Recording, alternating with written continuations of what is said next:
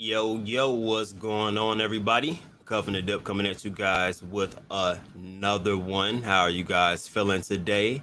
And I see that I guess Stevie didn't get first today, and Stevie's feeling away about it. So Stevie, it's okay, man. Everybody loses, everybody has a day. It's okay. What's going on, Miss D Nice? How you feeling today? All things crypto. What's up? What's up? How you feeling?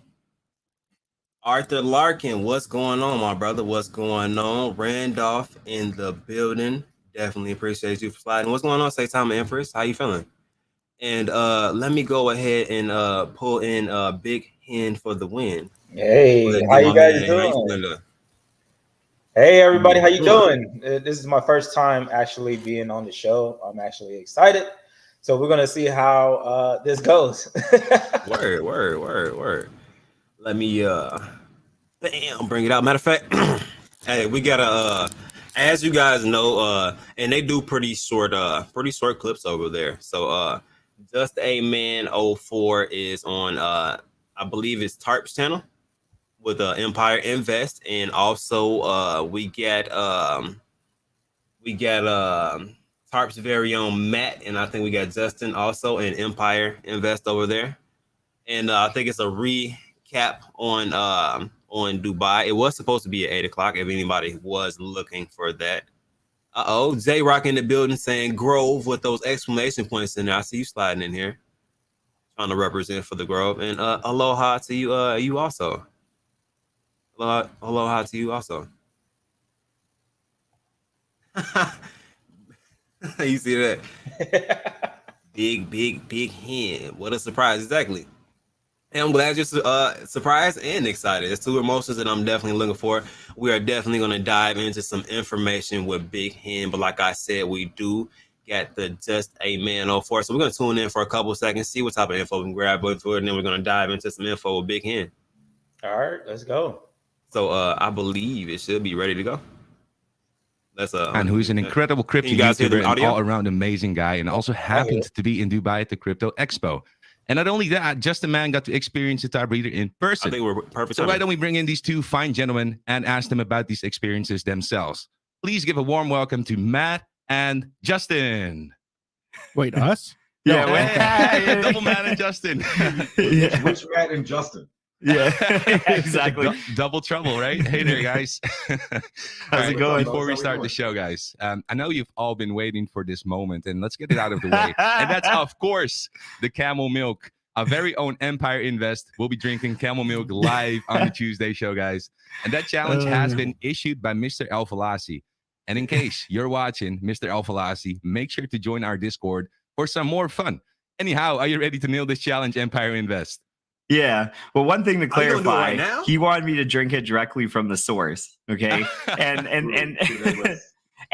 it's funny. So when we were on the yacht, me and Just a Man, and I brought it up, and I'm like, no, you guys are trolling me, like not direct from the source. Then all of a sudden, like everyone speaking in Arabic's like just going off, like, no, like the source, and like just like really like lit about it being from the source. So it's like it's not a meme, man. Like they want to like just squirt it in a bucket and just drink it. Like, not even into the bucket. There's no bucket. You did. I was just it's just like squirt that. I'm not gonna create a meme by showing you. Yeah, exactly. Someone screen cap that. Yeah. I was about to, but I caught myself. Right, I know. Right, you just want to use them, but all right, guys. So a couple things to explain. So I had ice cubes in this, and now it's like semi like separating around the rim. So I mean, it might be extra delicious now. So that's the famous camel milk then, from all the way from Dubai. I think we saw a picture on Twitter up as well, right, Empire? Yeah, Ricky pretty much videographed the entire experience for me going to get the camel milk. I think he just wanted to make sure I actually purchased it. But yeah, he took a video of the whole experience, waited for me to pay, like watched, he's like, all right. I saw the payment, I walked out of the store. So yeah, we're good. And did he check the bottle to make sure you didn't switch it? Oh no, he wanted me to get the bigger bottle. He wanted me to get like a whole jug. And I'm thinking, no, there's no way that I'm chugging a jug of this stuff. Like a nice little cup size is good for me, There you go. Yeah, Alexis, all right, so you on stream, you're legit. Well, here we go. Let's do it. So cheers, everybody. This is a salute. Oh man. Oh, he's sipping. Are you gonna drink all the way through, man? No, I'm not chugging. Yeah, it's like a little bit salty. I have to say that, like a little like on the like salty side, with like a hint of gamey. But I'm drinking worse. I'm drinking worse stuff, man. Yeah, you need to do it like you drink wine, man. You need to like take it in, do it like really? In the back of your neck. Just right? Get the real palate going. Like exactly. A little swirl to it. Yeah, I was thinking about putting it in a wine glass, but I couldn't find them. I was like, where did I put these? A couple of wine glasses I had, but you gotta make sure the legs are good. You gotta check for the legs when you swirl it around. Oh God. Well, it's funny, on the boat, we were actually served camel meat, nasty. Like in a rice dish. There's like legit camel in there. Why? I didn't get to have it. I couldn't find a fork by the time I went there. All the forks were gone. But just man, you tried the camel meat. How is that? So first off, let me start off by saying he told us that we had chicken and rice in one dish, and then you had rice and meat. Undescript meat. But it was very clear. You got chicken and rice on this one, and then rice and meat. There was no like, this is beef. This is whatever. Like there was meat. But yeah, I've actually had camel before. There's a place here in our where we live that has like exotic meats throughout. So, but man, that's getting it prepared by the executive royal chef, and getting to eat that in the middle of a yacht. Man, it was delicious. Really, really good. It was a pretty cool experience for sure. Yeah. That sounds amazing. So talking about Dubai, guys, let's start with you, Empire Invest. How was it actually experiencing Dubai for yourself? We already have heard a couple of your stories that you were in Dubai, walking around with the Tarp Reader app. I'm hearing just a man talking about some, exotic meats, but is there anything that you would like to share regarding Dubai that we haven't heard of yet? I mean, as everyone knows, the flights are long. The main thing with Dubai is it's a very busy city. Like, once you're there, it's like meeting after meeting, gala after gala. You have dinner, then you have another dinner. Like, it's just like dinner. And the best part is I barely even ate dinner. I just would show up and dinner would last 5 minutes. And then I'm like, well, there's another dinner. Don't worry, I'll get to that. And then by the time you finally want to eat, there's no more food left. And you're like, oh man, like so this is the dilemma. Like, just a man can attest to this. Dubai is a city that never sleeps. You think Vegas is a city? No, like this legit don't sleep, and business doesn't stop there. And one thing that people don't know is that's exactly what Dubai is like, for sure. Wow, that's amazing. And how about yourself, Just a Man? How did you experience Dubai for yourself? Man, like you said, like Empire said, it is nonstop. I mean, we stopped one night. We went to dinner, which was forever long, but one of the best meals I've ever had. And then afterwards, it was like 3 a.m. and they were like, you got to stop. We got to get some Karakti or so, pronunciation. I'm going to butcher names and pronunciations, but it was like Karakti. And so they say it's 3:30 in the morning, and there's a line outside of this place to get like this coffee, and it's delicious coffee if you ever try it. But I mean, it, like you said, they do not sleep. But Dubai, the people of Dubai are absolutely amazing. Justin, since he's left Dubai, he's had Dubai brain. Like he literally, he can't let Dubai go. How clean it is, like he will not go a day without speaking about that Dubai. way in real life. Like there's zero trash cans around, but there's not a single piece of trash on the ground. It's true. I don't know how they do that, because I don't even see anyone cleaning there. Like that's the worst part. Maybe it's like I don't know, like magic or something. Yeah, it's wild how they keep it that clean. But yeah, Dubai is breathtaking. It really, really, truly is. Okay, so let me know if I was hallucinating or not. But like, doesn't even the air smell a little bit like lavender or something? Like, you know how like cities have like a weird smell? Like Dubai just legitimately just smelt amazing. Like no matter where you went, it was like it's like they put something in the clouds. I don't know, man. Like it is that good there. Yeah. they definitely like incense, and they definitely like their smells. And like you said, I mean, the entire city just has like that aroma of just being clean and like just always smelling good. You know what I mean? Like sometimes you can walk outside and catch a whiff, and you're like, oh, that's the city. But yeah, exactly. Yeah. It's like, man, it's like that smells really good right now. Yeah, right. Yeah, like it's just the strangest thing. Yeah, I don't know what's going on. Well, that must be nice. I'm close enough to Toronto. Every so often you wake up in the morning, you get a whiff of Toronto. It's like, oh yeah, that's not a good whiff. Oh no. Well, talking about smells, Empire Invest, I actually showed you around Amsterdam. Can you tell us a little bit about that? Yeah, no, it was great. It was very brief, mind you, but we got to tour around, look at some of the older architecture there.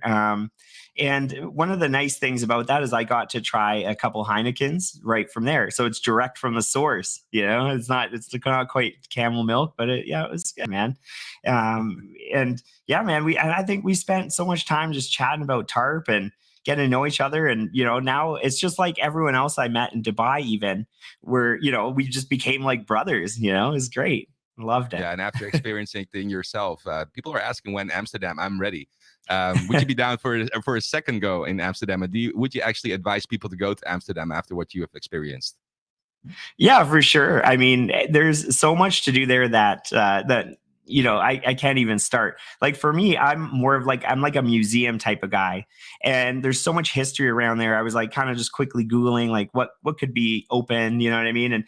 But like if that would have been like a daytime flight, it would have been good because it could have seen the Anne Frank Museum. There's a naval museum, and one of the things that I was telling you before actually was I want to see that boat. They got like a captain ship there. You know what I mean? I wanted to jump on that.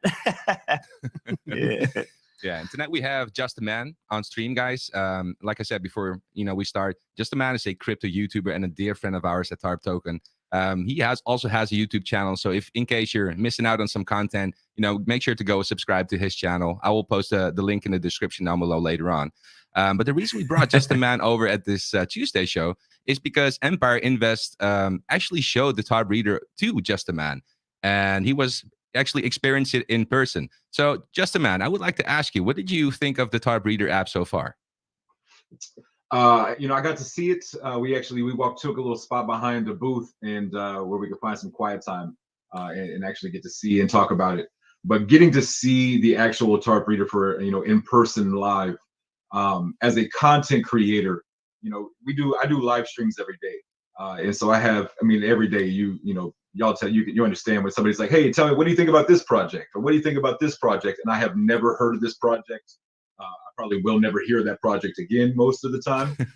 But what's really nice about it is that I will be able to go to Tarp Reader, put in that contract address, and literally be able to give you like some advice. Not necessarily advice, but be able to tell you like this project, it got a passing score or it got a not passing score, and this is why, for both sides.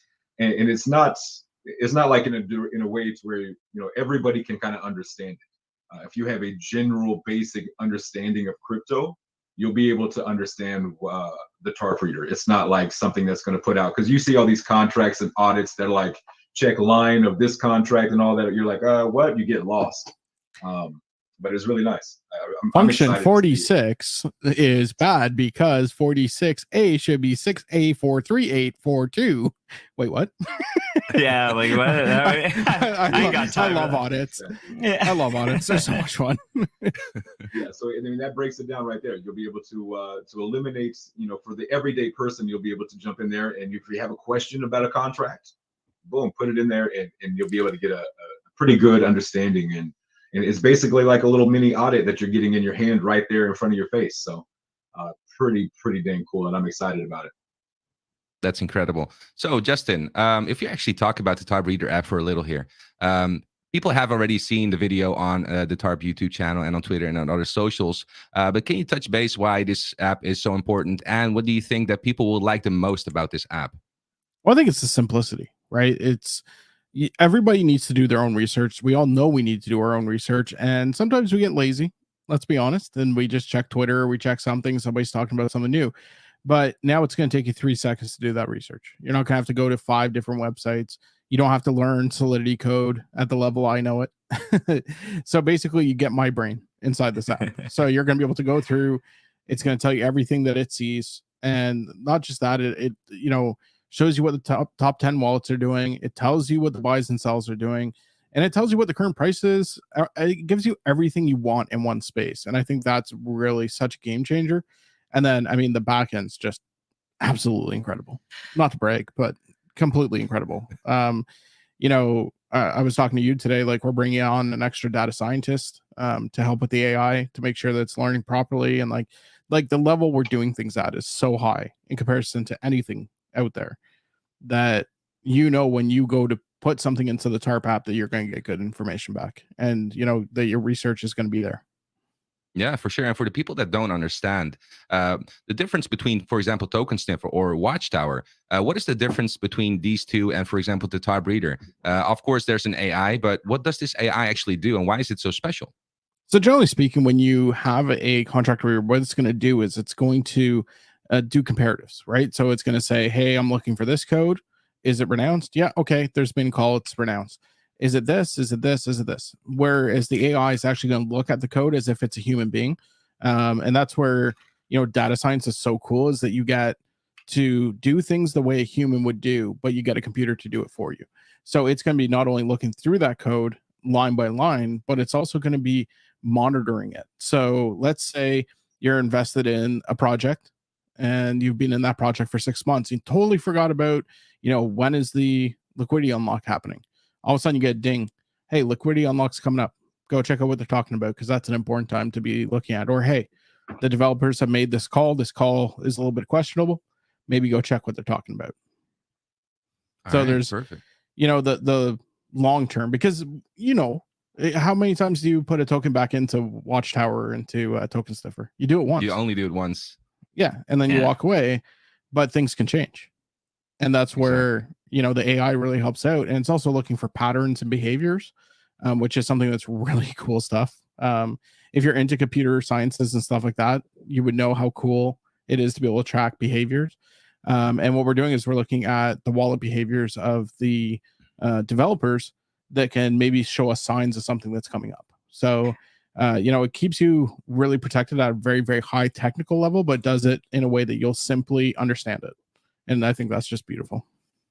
I love that. I had a question, actually, just in general. So what if you have a situation where you're dealing with a contract that has a bunch of pre-sale wallets?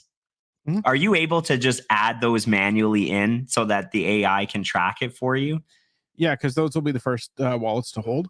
So usually they'll do the airdrop first. Now, if they're airdropping after, we will see the airdrop as well. So yes, we are able to track pre-sale wallets. But you can also just add wallets that you think are interesting as well. Yeah, I saw that functionality. So there's two kind of parts to that. So you can add any wallet that you're interested in following. So if this is a dev wallet or this is a marketing wallet, you just want to know what's happening, you can check that and it'll track it for you, and it'll be in its own little section.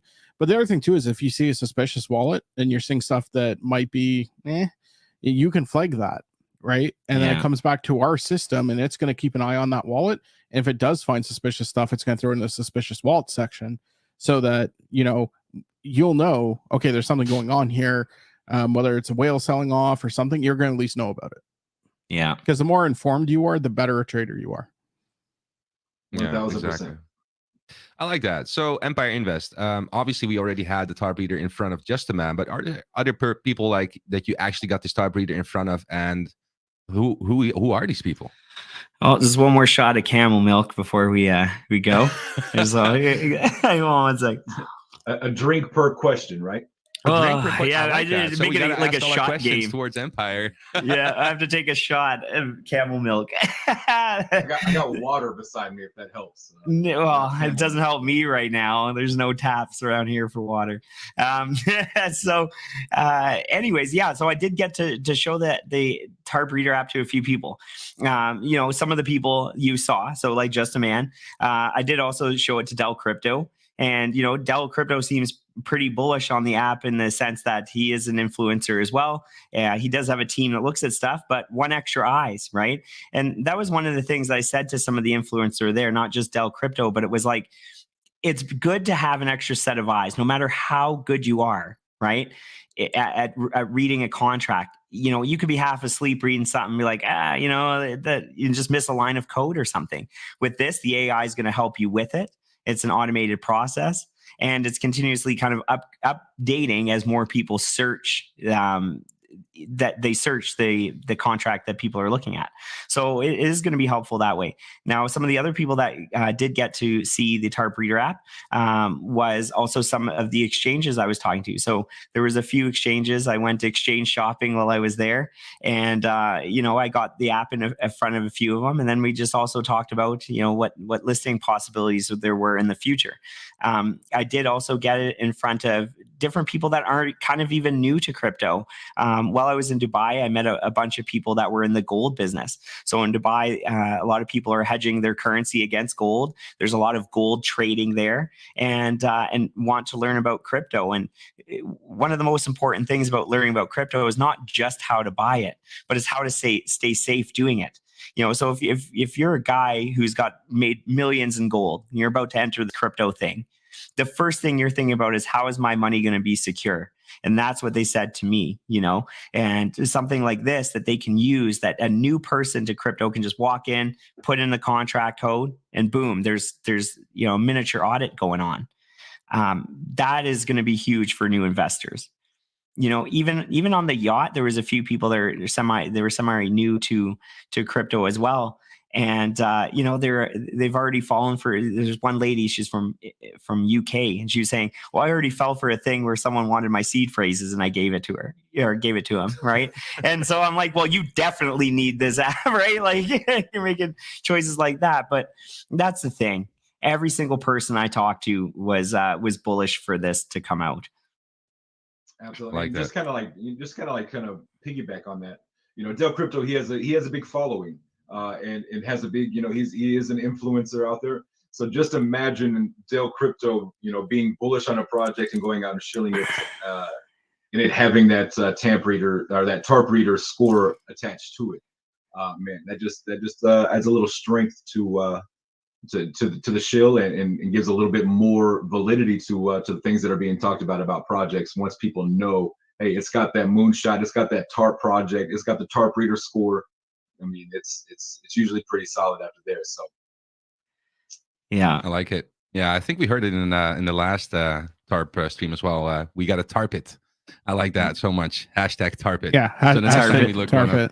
Yeah, we got to tarp it. hey, is this project good? I don't know. Tarp it.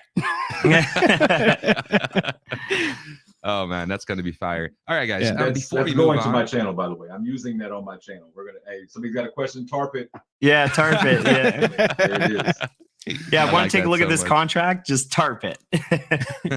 Hashtag tarp it. Yeah. All right, guys. Before we move on, the stream started 1 hour late. My apologies for that. That's actually because of me. I slept for 2 hours and actually slept through my alarms here. But I got phone calls from Empire, Just a Man, Justin, and the entire team to be here on the Tuesday show with you guys.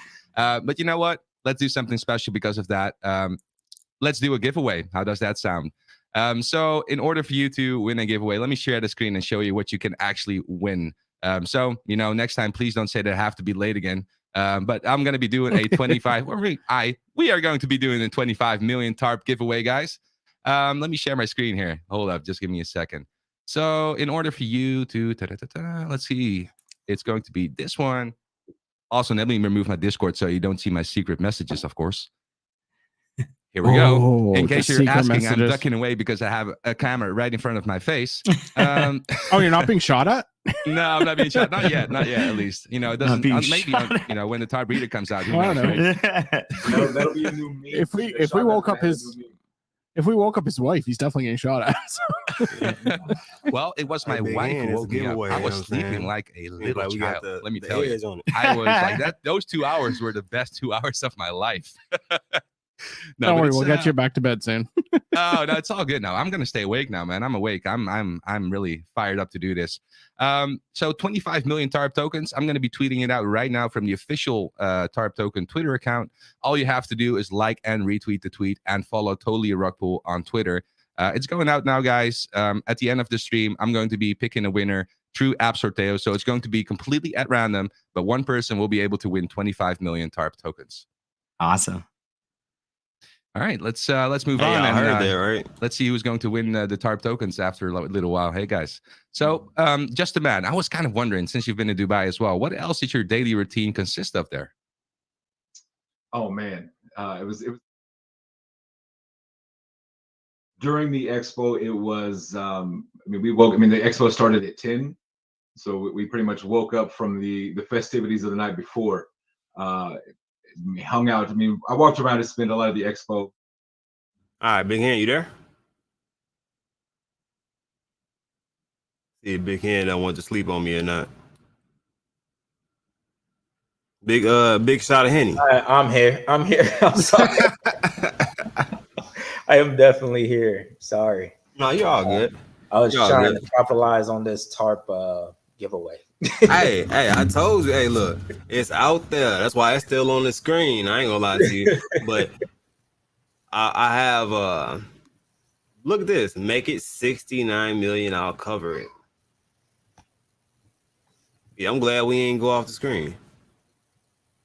So y'all heard it here and there. Boy, 69 million TARP is gonna be given away. Hold on, let me. Of rolling out the red carpet and treating us like royalty. Okay, he's still talking about Dubai. So we about to see this giveaway go off. So I think this is more than important. How much is 69 million TARP? Check that out. Got to go on the B&B side, which we will be visiting again because we will be checking out some Grove, man. See what's going on with Grove also. And you already know Justin's talking about Dubai right now. They wrote their names in the sand. That's cute. Let me pull this up.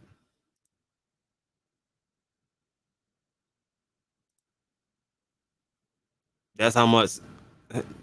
Is that an answer? That can't be the answer, Omar. This can't be real. What happened? I asked him how much 69 million TARP was. Well, that can't okay. Let me find out for you real quick. I got you. Yeah, I'm trying to check it out myself. Let's see this. Look up TARP. They changed Trust Wallet up a little bit. Look at them. And that's some cool stuff about TARP. With the scanner. The way that it uses to scan projects, contracts and stuff. I like that. I agree. Mm-hmm. I agree. Most definitely can agree with that. I think it's gonna save people a lot of money. He says around $600. Yes. Trust me and believe me, I will be using it. I will be a fan of using it also because, as Justin said, it will be really, really just so useful. I'm not gonna lie to you. I don't know who couldn't use something like that, something to tell you all the red alerts and what not to really look into if you don't know yourself or if you're getting into crypto early. So, because I would say this, using token sniffer sometimes is a little iffy, right? Yeah. Especially on the BSC side. It doesn't read the contracts very well. So some of the information can be misled, which I've noticed happen like for Crypto Vote. I've seen that happen for them where they had that message on the very top, but since they were utilizing Pink Cell, yeah, that kind of didn't show up correctly. So yeah, the wallets show up a little bit different. They just a lot of things kind of like show up as red flags to them that shouldn't, because they're looking for basic information. This one I feel like is more in depth than anything else, and is really going to eliminate a lot of that back and forth of should I invest, should I not invest, is it a honeypot, is it not a honeypot? Because if it's a honeypot, I'm definitely a fan of not investing. You said 69 million? Yeah.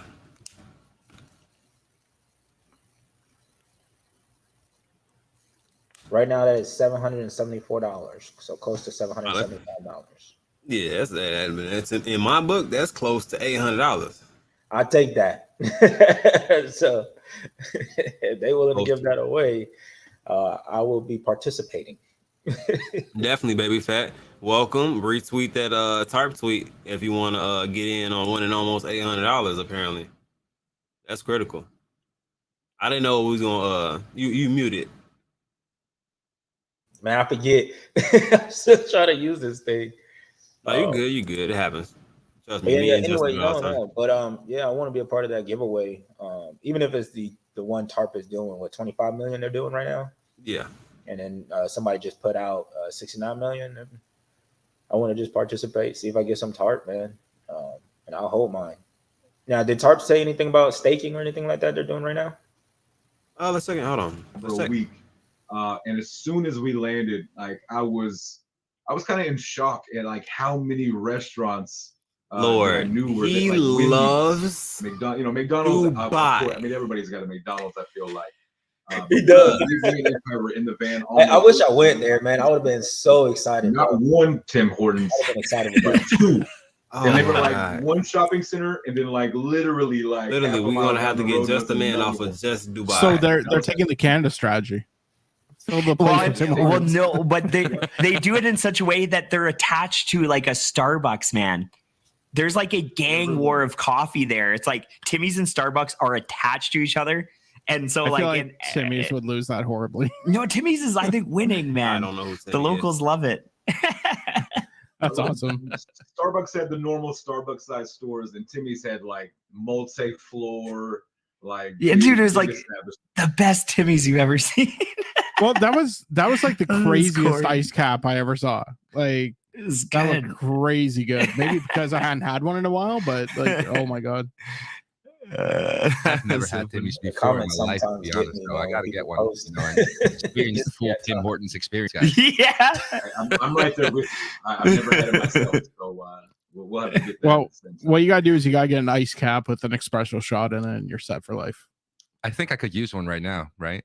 Yeah. Anyway. Yeah. So Empire, you've mentioned, guys, you should listen into this. You've mentioned that you went exchange shopping. How did that go? Good. Yeah. I mean, you know, what's coming in the next day or so, we were told, is the L Bank interview. So you guys will be able to see what happened there with L Bank. As you know, we are listed on L Bank now. So just furthering that relationship with them. And then I went around to different booths. There's quite a few exchanges there. Matt, you know, a few. I was sending you some messages like, hey, you know, I'm talking with this guy, and you know, let's get you into Telegram with him, you know. So there was multiple. So I met about 6 there. There's one I'm super bullish about. You can maybe find some nuggets here and there. We've been sprinkling around that we'd love to get in talks with for sure. Right now, the contact that I had though, he's heading out on a vacation after this because he's been doing networking events for quite a while.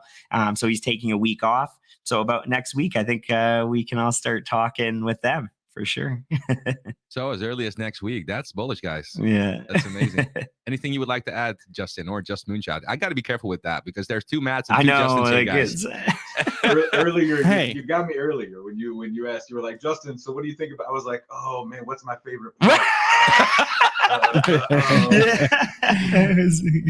Well, you know what? It's finally revenge. This is always my side of the thing where there's 2 mats or 3 mats or 4 mats, depending what room we're in. So to even the odds here, you know, I think we have a win here as Justin's together. And, you know, what we're going to relish that and we're going to celebrate that. Beards on beards on beards, I see in the comments. Yeah. Yeah. Somebody was saying earlier we should do a beard contest. See who can grow the gnarliest beard.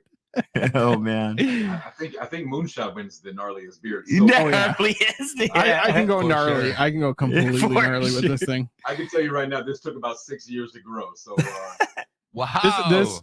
This is off of 6 months ago trim. So that was almost down to Empire's side. Like I got down to that and it all came back. So the next challenge, I guess, should be for you to braid your beard. Well, that's what I'm trying. So if you guys don't know what I'm trying to do, I'm trying to grow it as much as possible so that I can do the Viking braid. But I want to do the Viking braid. I want to do the Viking braid like all the way down. I want it to be the most ridiculously stupid thing possible. And I want people to like take it and smack people with it. We can NFT that for sure. Oh yeah, exactly. And we got really, really close before I did the last trim. But like Matt and I were talking about this before, and people who have beards know this. Sometimes you got to reset it, right? You know, you start getting some patches or you start getting some like dead hair and stuff like that. And it just doesn't work. So you got to kind of trim it back and then let it go again. But when you go again, it gets 10 times longer. Like it grows really fast. Yeah.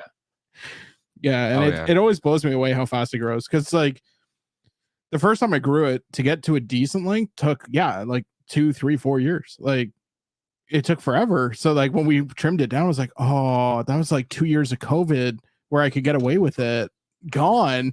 And it was like, okay, like 2 months later, it's all back. I'm like, sweet. Yeah, I was not a beard guy until like I had my son. He's almost 8. Like when he was born, I had kind of what Empire's got, and he would just hold on to it right here. And so I was like, man, I can't shave my beard now, because like my son holds on to, like when I'm holding him as a baby, he just would like. But I also have like it's like a little lighter, like it didn't quite grow quite as full right there where he would hold on. So, but like over the years, it's kind of filled in nice. But yeah, I don't. Yeah. My son's never seen me without a beard, so it would be weird. Well, now. Not to promote something, but the wife got me this. If you guys get yourself one, let me know, because it's amazing. But the beard card. Oh god! So it's a beard comb, and a beer opener. So it's the must for any man with a beard. So she got me. That's the one thing I need one of those so bad. When you put a mask on and go out, like your beard gets messed up. Yeah. Yes. But it's like all metal. It's it's really, really nice. The wife got it for me for Christmas. So, and I've been looking for a good comb. So I would definitely check that one out. Congrats, man. You have an incredible wife for doing that. Oh, she's, if I ever shaved the beard, she would leave me. So. Oh, I get that. Oh yeah. It would be like, you know, it's not really working out. I know my wife's watching right now, and my wife can probably say the same thing. But if I shave my beard, I'm out of this house. That's just how it goes. Yeah, she loves it. But you know what? Like Justin was saying, you know, my little guy, he loves it. He's always playing with it and pulling on it. So, you know, that's awesome. I think if I shaved it, I would terrify him horribly. But, 100%. Oh, that's funny. All right, guys. So we're actually going to be doing the giveaway right now on stream. So you have a last chance to like and retweet right now. I'm going to be sharing my screen here over in a second. Let's take a look. I think it should be this one. I could do this one. This one is much better. Make sure to like and retweet. It's going about this tweet. It's not 25 million, guys. It's actually going to be 69 million, courtesy of John. And we're going to be giving this away to one lucky person. All you have to do is like, retweet, and follow Totally Rockpool on Twitter. And make sure that you do that, because obviously, I mean, winning over $600 for just doing a couple of things, that's just crazy to me. Is there anything you would like to add, Justin, before I get into this giveaway? You guys better enter.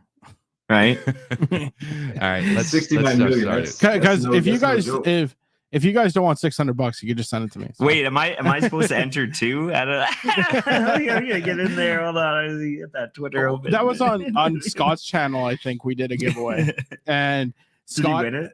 Well, he'd retweeted.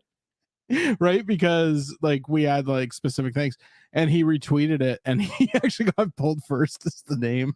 Oh God, yeah, I can see that. It was like, I remember that. What's really tough is when you do it and your girlfriend wins, and then you're like, oh man, that's rigged. Yeah. You're like, oh. And so the first time we did it. Yeah, little fun fact. My wife's actually trying.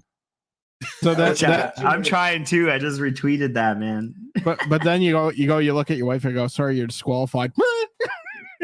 Yeah, and so that was the day that me being in the doghouse became a thing on my channel. So now just a man in the dog. I had like Donald Thomas actually made an NFT of me in the doghouse. That's hilarious. Is now the running joke. So let's go and continue with the giveaway, guys. I got here 25 million TARP tokens. Like I said, it's going to be 69 million.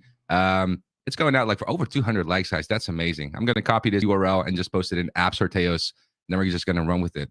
Let's see who's going to win the 69 million TARP giveaway. It's going to be one winner, no substitutes. And obviously, we're going to be calling it Sharp giveaway over here. Boom.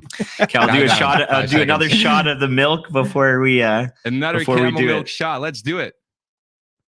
Good luck. I like what John said there. What did John say? Yeah, that'd really piss off my wife if my girlfriend won. Yeah. Nice, John. Did you say I feel like did Empire say he's going to chug the rest of that after? I didn't say none of that, man. I'm only doing it because I'm like, it's actually made my mouth kind of dryish. So the more I drink, I'm trying to like relieve the dryness, but it's actually making it worse. It's like salt in there or something. I don't know, man. Oh, so it's a salty milk. Yeah. It's like kind of like, yeah, I don't know. At least I find it. Yeah. I'll have to get you some soon. All right, let's go on with this giveaway, guys. We're going to be experiencing who is going to win the 69 million TARP giveaway. I'm going to hit confirm, and then let's see, hide this, and then just press start. Let's go with it in 5 seconds. 4, 3, 2, 1. And the lucky winner of the 69 million TARP giveaway is Kryptoni AZ. Congratulations, Chris. Congratulations, Kryptoni. Well, there goes my English straight out of the fucking window. Anyway. Congratulations. Oh, we forgot the beep. Oh, wait. Yeah. Morse code. Yeah. Well, somebody just stream anyway. Oh, Matt, what the? All right, congratulations, Tony. 69 million TARP. Have like a wonderful evening, morning, or whatever you are right now, man. $600. That's a lot. Hope you can do something fun with it. And let's continue on with the stream, guys. So we talked to Tarp Reader. We talked to Dubai. We had Empire Invest drinking camel milk live on stream. I mean, that's probably a first, eh? And there's probably something else that we can add. But before we do that, Justin, would you like to talk about the NFT marketplace? Sure. I'd be very happy to talk about it. That would be extremely nice. So to give you guys an idea what we're doing right now, we're setting up for beta. We're very excited about the beta to get that out to everybody so they can start playing with it. The idea is we're going to have it looking exactly like launch. So we want to make sure everything looks great because we've given the people with beta the ability to share screenshots with you. So you guys can start seeing early. And then what we're going to do is a quick run through with them. They're going to do some test transactions. We're going to bring in another 20 just to scale it up a little bit. And then we're going to be going fully public with it. And as you know, I'm excited about it. Everyone knows I'm excited about it. I added all my favorite features like airdrops. So when you need to do an airdrop, it's really easy. But also, just the functionality, the fact that it's got a lot of what you see in the major exchange or marketplaces, but also so many more features. But one of my favorite features is being able to create your own contract. So instead of having to mint it under, say, like OpenSea's or our contract, what you can do is actually create your own, which is really exciting. And that's really good for big projects. So, we want to be the NFT marketplace for everybody. So we're multi-chain, and we want to bring those people over and have a lot of fun. And I'm really excited. I love that. So the NFT marketplace, if I hear that correctly, 20 people already have been invited into this beta Discord. That's correct. And 20 more are on the way. Yep. That's exactly. nice. All right. And for the influencers out there, I know that you're waiting to also get your hands on this NFT marketplace. And I got some good news for you. I'll be messaging you personally. So you'll be throwing you an invite into this Discord. As for some people, I already messaged you. Justin Man obviously already got the Discord invite. I believe there's a couple more. I think Crypto Vern, Crafton the Dip. I sent out one to Jay Gagan as well. So there's a lot of people that you might see some content coming from regarding the NFT marketplace. So yeah, before we actually close the show, guys, there's something actually that I want to share with you, and that is the channel from Just a Man. And this channel, let's just pull it up right here. It's Just a Man 04. He also talks about crypto on his channel. He streams daily, if I'm not mistaken. And if you look at this channel, I think he posts daily. Am I right, Just a Man? Do you post daily almost, or is that something that I'm missing here? I go live Monday through Friday at 12 p.m. Central Standard Time. So I need to work on my thumbnail game. As you can tell, it's very the same. So that's the next thing we're going to work on over there on the Just a Man show. But yeah, we cover crypto. We talk a lot of Saitama, and projects that are going to be kind of in that ecosystem. But yeah, we go live every day, Monday through Friday. All right, that's incredible. All right, guys. So subscribe to Just a Man 04 if you'd like to see more crypto-related content. He also talks about Tarp. I've seen him actually post up pictures with his Tarp hoodie on. I'm not sure if I can pull it up right now, but that's incredible. I've seen him walk around, or not seen him personally, but on Twitter, seen him walk around with the Tarp hoodie with his wife in Dubai, which is incredible actually to see that and experience that. But yeah, any last words before we actually close the show? And I'll start with you. I love Just a Man sign up. Yeah, it's just, I think with the Tarp contract reader app, a lot of people are bullish for it that I talked to at the show. And one of the things I wanted to close out on, and I think most people watching the stream will understand that when you see it in person, you understand one thing. This is going to be something everyone can use. No matter if you're a dev of another token, or you're an influencer, or you're an investor, or you're someone that works for an exchange. Like, think about this. If you work for an exchange and you're about to list a coin, how nice would it be to do a nice, quick little audit that will continuously audit that contract for you? Think about that. And those are the type of conversations I was having in Dubai.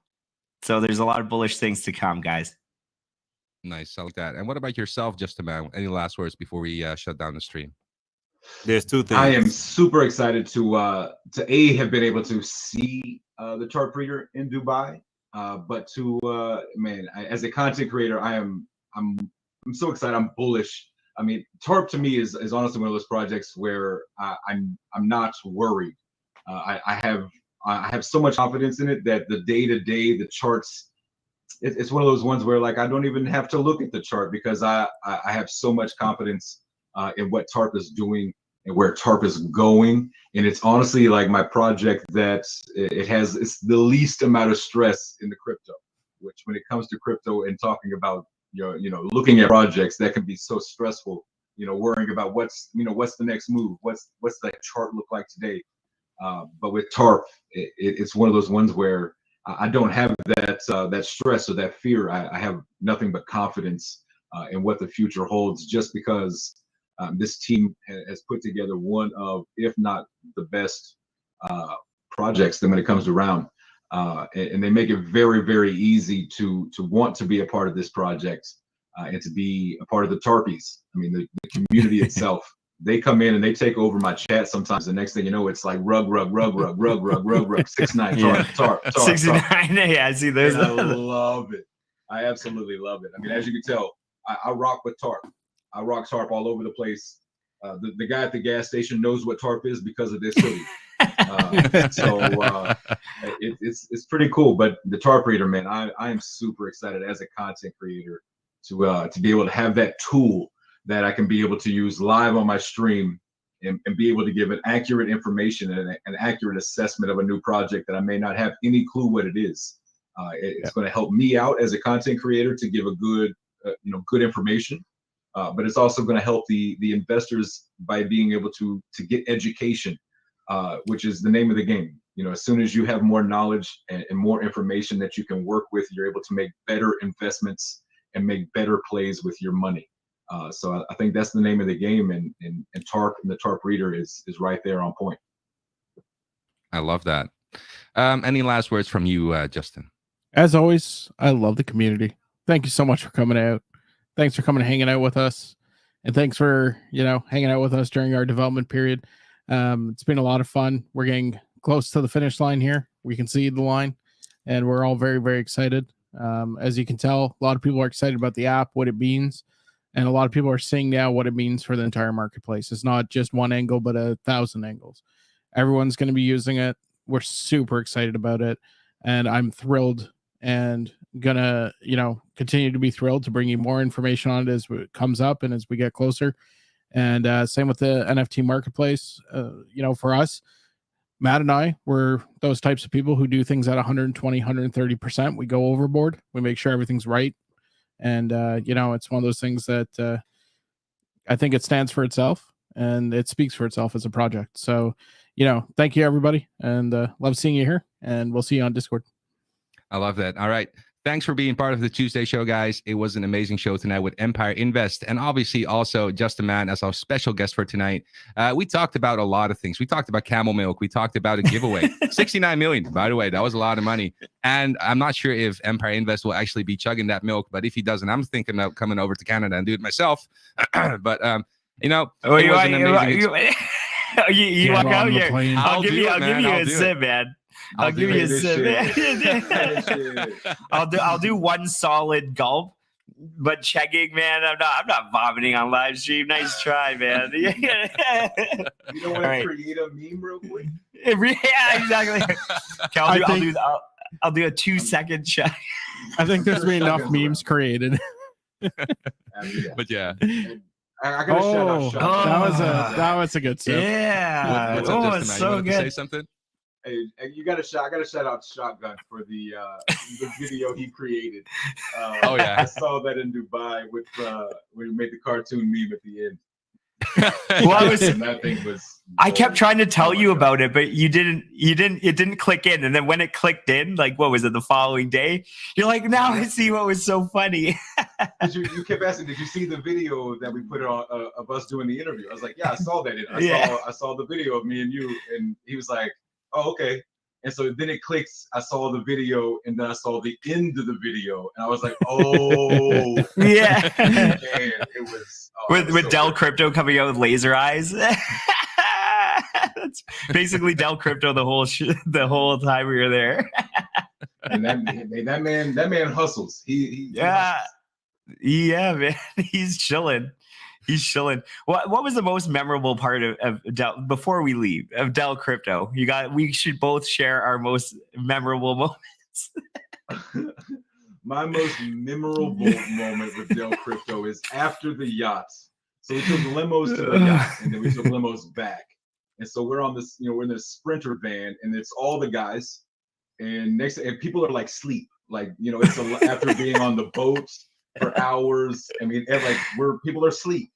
And next thing you know, out of nowhere, like not prompted, nowhere, all you hear is Del go, Arabian Night.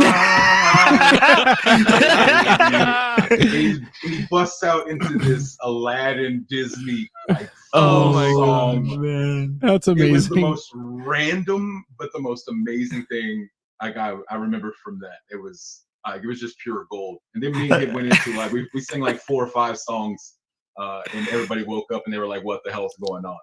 But yeah, Del Crypto just randomly busting into Aladdin on the bus ride home was probably my favorite Del Crypto moment.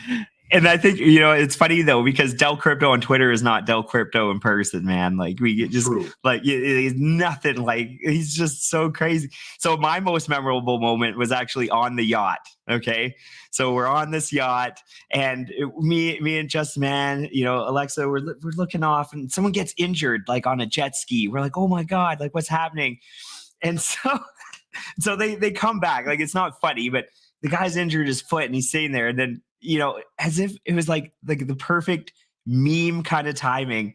You see Del Crypto is like runs up and he's like, I'm a doctor. And I'm like, oh man, what is this?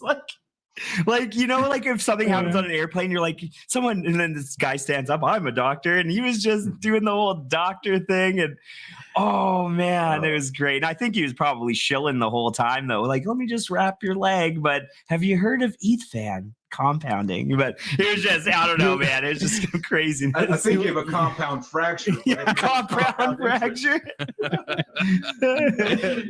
The guy's foot is okay. He did actually break his ankle a little bit, but he was back out and actually had dinner with us later on the night. So I'm glad to see that guy. That's awesome. Niggas like Wolverine, he healed so fast. A little bit. Man, y'all tell me that I had to lean in and saw that. How the hell? Oh, that's amazing. Man, it's been good times tonight, guys. Yeah, thanks for having me on the show. Unfortunately, my favorite part of Del Dubai is the wink. Oh yeah, because that's all I got. So J Moon, that and J Moon, yeah. My new white rapper name. Yeah, J Moon. J Moon and the MC Mortar. It's a rug life. It's a rug life. Can you please get a T-shirt that says "Rug Life" for the next stream? Somebody was like, "When am I getting a gold chain that says J Moon?" Yeah, I should do it. Just a big gold chain. I looks in the camera and go like, J Moon. We'll have to go to Dubai and get you a J Moon necklace while we're in Dubai next time. Yeah, I think the next one's in October. We'll get out there. We'll get the J Moon made. They'll make it. The show was amazing tonight, guys. It was really, truly incredible. So yeah, my last words, I would like to thank the Tarp community and all the amazing people that are working behind the scenes. There's a lot of exciting things that are coming up, guys. You know, with the NFT marketplace, the Tarp Reader app, exchange listings, and many more. So thanks for being here tonight. I hope you enjoyed yourselves. I know I did, and I can't wait to see you on the next Tuesday show. See you guys. See you guys then. See ya. Peace. Thank you all. All right. Yeah. All right. Awesome. All right. Yeah. That was awesome. Yeah, that was pretty decent. I wasn't expecting it to be right now. Like I said, it was supposed to be an hour ago. Is what it started. Like pushed everything back. It's okay. You know what I'm saying? I still wanted to get some info at the same time as we check into those projects. You know what I mean? So yeah. Bam. All right, so we're right back to it. So this is where we originally started off at. You already know this is pretty much everybody's home base. Mm-hmm. So we're still in a consolidation period and a little bit of a downtrend right now. So yeah, that's all honestly looking at the chart. But Russ keeps hitting on to some things, you know what I mean? Not to cause too much hype or incite anything, but it looks like some things may be on the way as far as Saitama. So people still have hope for that. You know, obviously for Saitama, you know, the biggest thing is going to be the investors gaining confidence in the project. You know, myself, you know, I'm very confident with the project, man. I love the project to death. That's the reason why I continue to hold my tokens. And obviously I see the future of Saitama when I go down for the staking, right? So I can't wait for when Max allows the staking to go down. So on the website, so I can actually connect my ledger through and, you know, stake my tokens for X amount of time. I'm not too worried about it. But I'm hoping that those who did lose a little confidence saw the success out of Dubai with Gabe speaking. HTN also spoke. I saw those videos. I don't know who else also spoke for the project, but you did see some pictures of who all was a part of it, participating in helping out the project. And getting word out to those who attended the event. So, you know, it was a great thing to see for Saitama. Again, you know, as a community and being a part of the community member on Twitter, obviously I'm majority on Twitter. We're starting to see a little bit of shift, you know, between the communities where education is starting to push out, right? You see the education out of Crypto Alert space. Right, you see the education out of Shaka space. Right. TMC does come out every now and then and does an education. And there's a few others out there too that does education, like Okami and early in the morning. Hopefully Saitama Empress opened up some more spaces.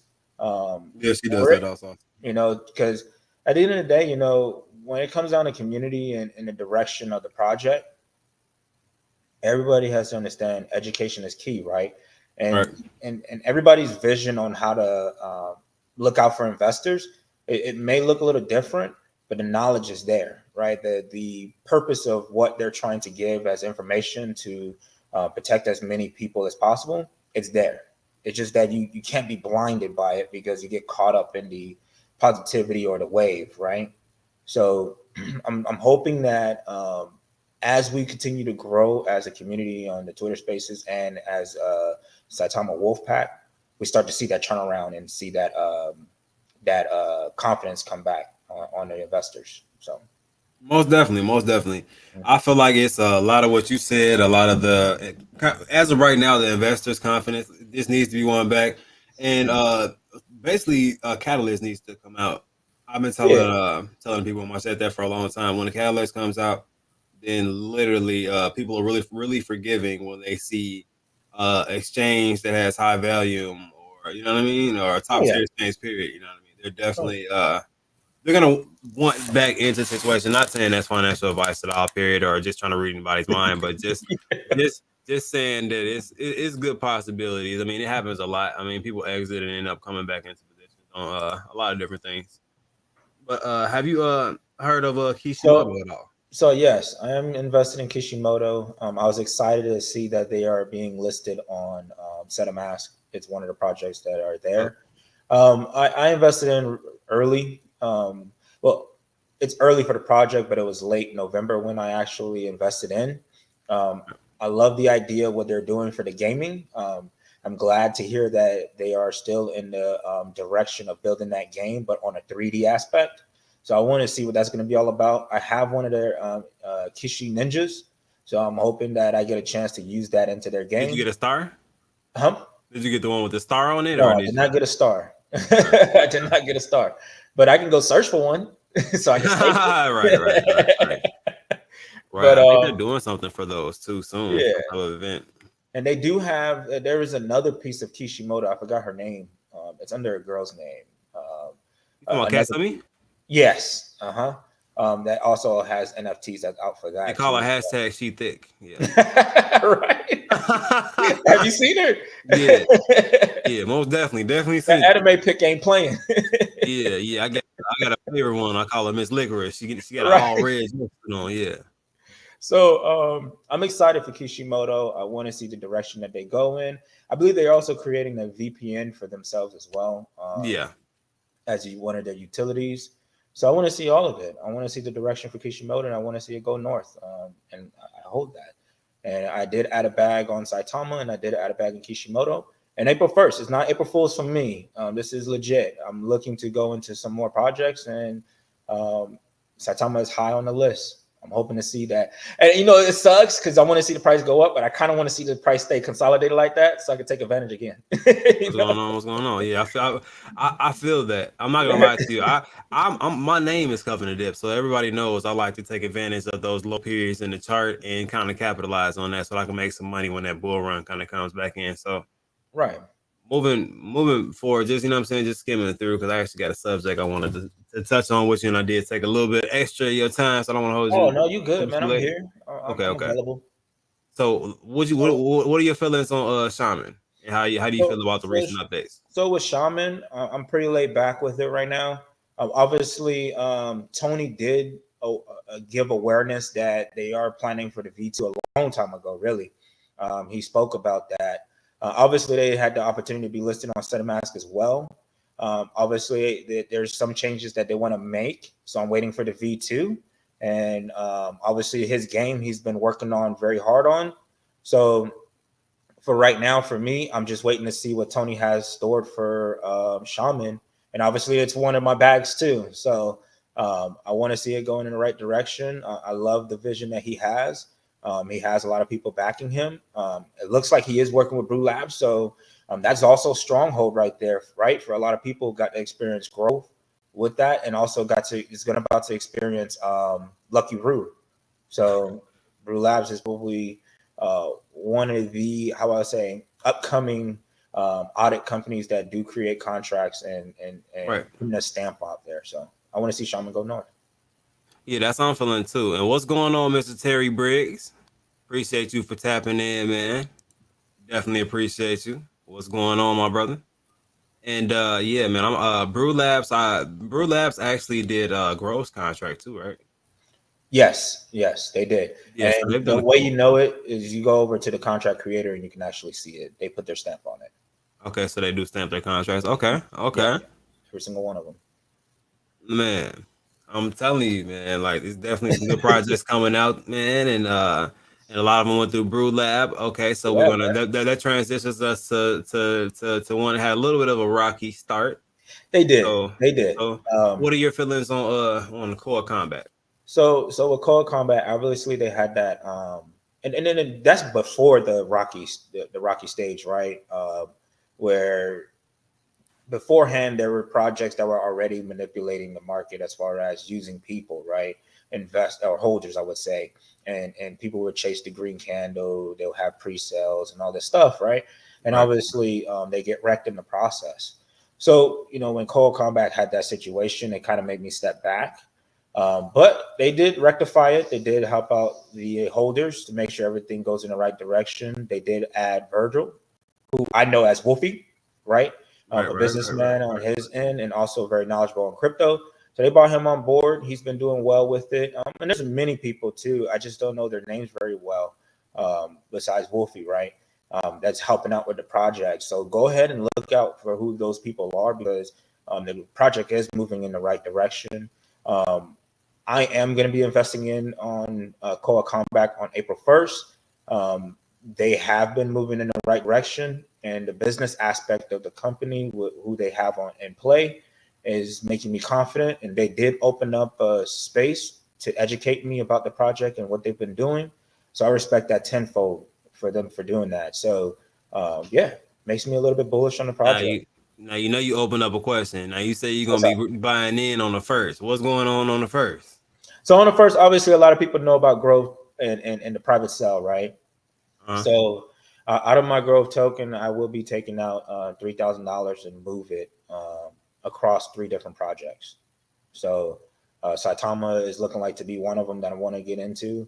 If it's not them, I'm going to be looking at Ape again, right? And then the other one is Core Combat. I'm still waiting for number 3. I don't know if I want to, and be real with you, I might toss that into Brew Labs or Rise Up and stake it. So the staking on Brew Labs is amazing. Yeah, Brew Labs, I heard, is killing the game on the staking percentages. Bro, what's going on? Coin View Cap. I don't know if you know about them also, and if you ever heard about CVC. I heard it through a young man earlier in the spaces, DBS.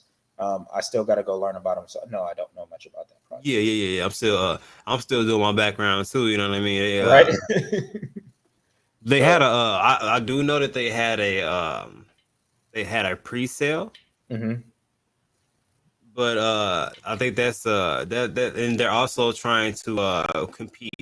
Okay, you said that they're sold out as far as the Oh yeah. So they did in their pre-sale, I think it was pre-sale or private sale. They said they broke a pull record as far as the pre-sale. So yeah, I think I seen that through Sam Storm's. It was like a Sam Storm, and on his YouTube channel, you just see the front page. It had that on there. Yeah. So that's pretty interesting. So something to look into.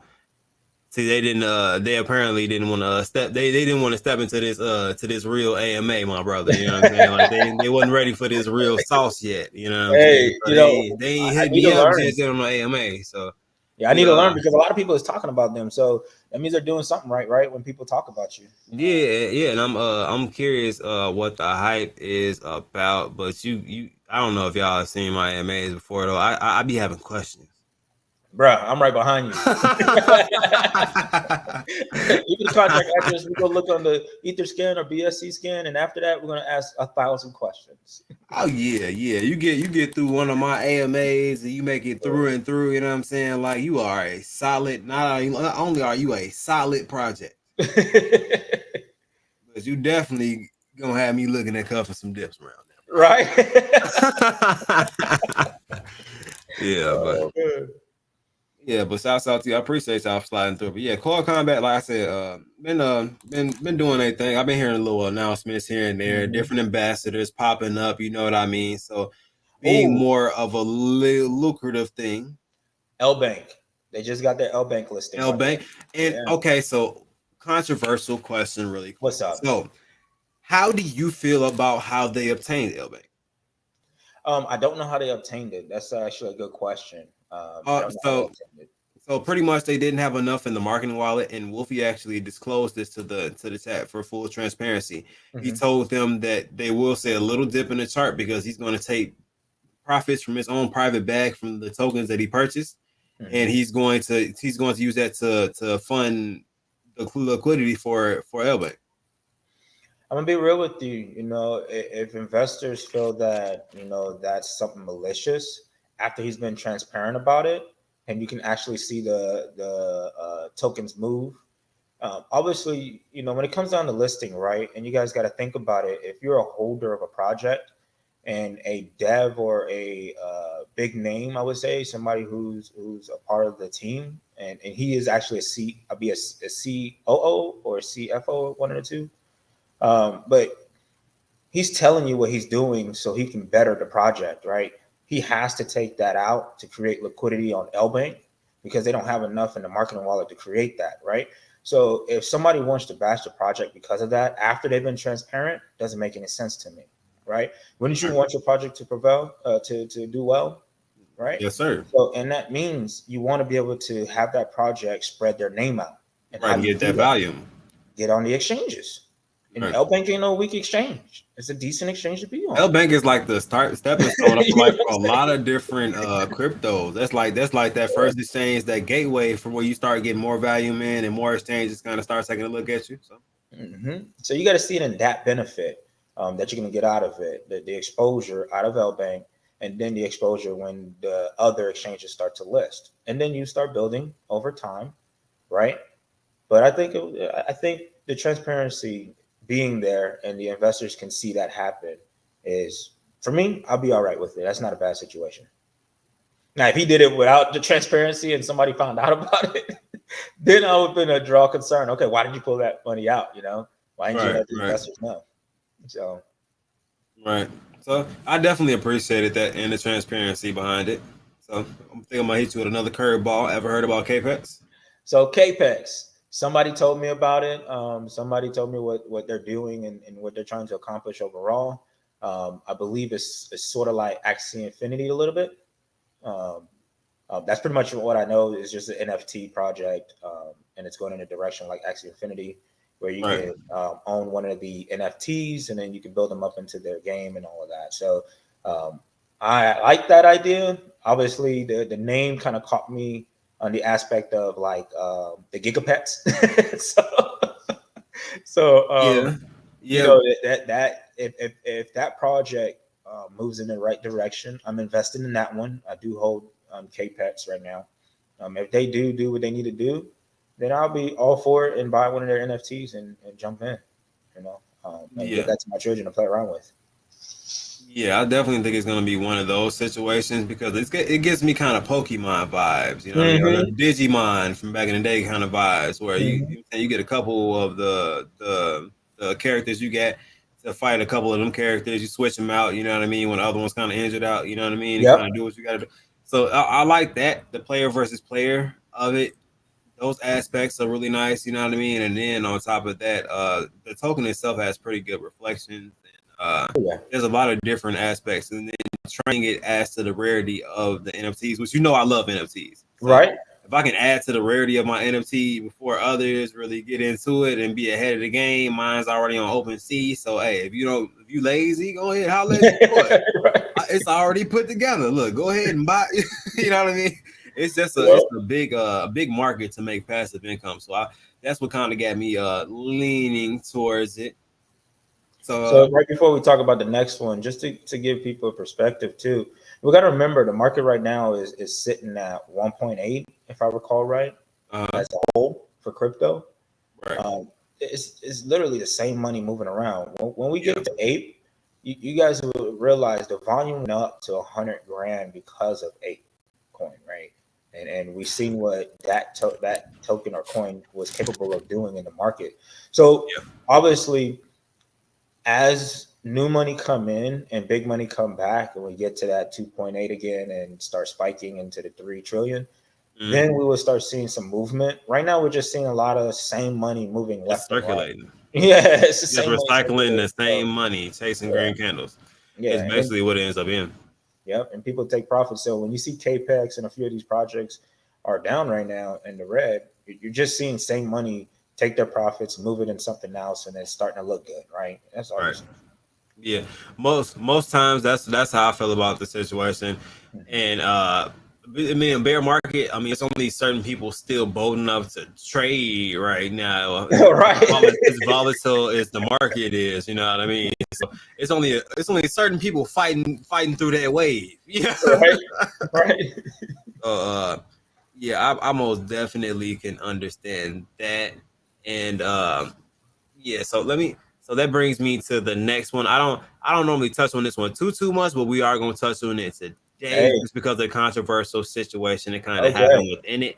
I did tell people that I was planning on attempting to map out a position because I didn't get in the pre-sale. I didn't get in early. I was kind of waiting it out because, you know, the controversy between the 100 and something wallets and how you know what I mean? Like the morale behind it kind of wasn't the best at first, but it kind of shifted once they started to do well. Then the first initial dump kind of came, and then that kind of alarmed people like, okay, well, that was 300 ETH. You know what I mean? Yeah, that was a big you know what I'm saying? Like 302 or something like that. Yeah. So it got real quick.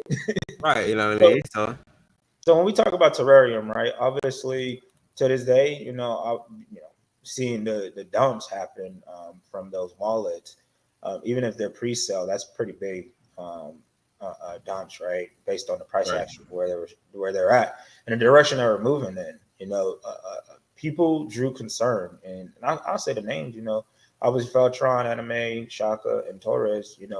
Drew concerns and wanted certain things to be answered, right?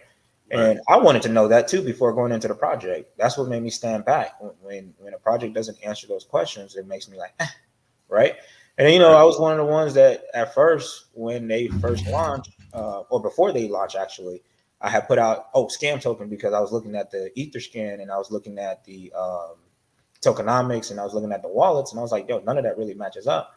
And then old guy Dave kind of taught me that, okay, when it's in a pre-sale like that, some of the things will still look a little off until they actually, inject liquidity and make things happen, right? When the deployment of the contract actually happens. So that's when I started seeing the movements and I was like, okay, and I started seeing the price action. I was like, okay, they doing something over there. Okay, that's what's up. Well, I missed out on this one. I'm still not going to go in because, I want to see what the project does before I do it, right?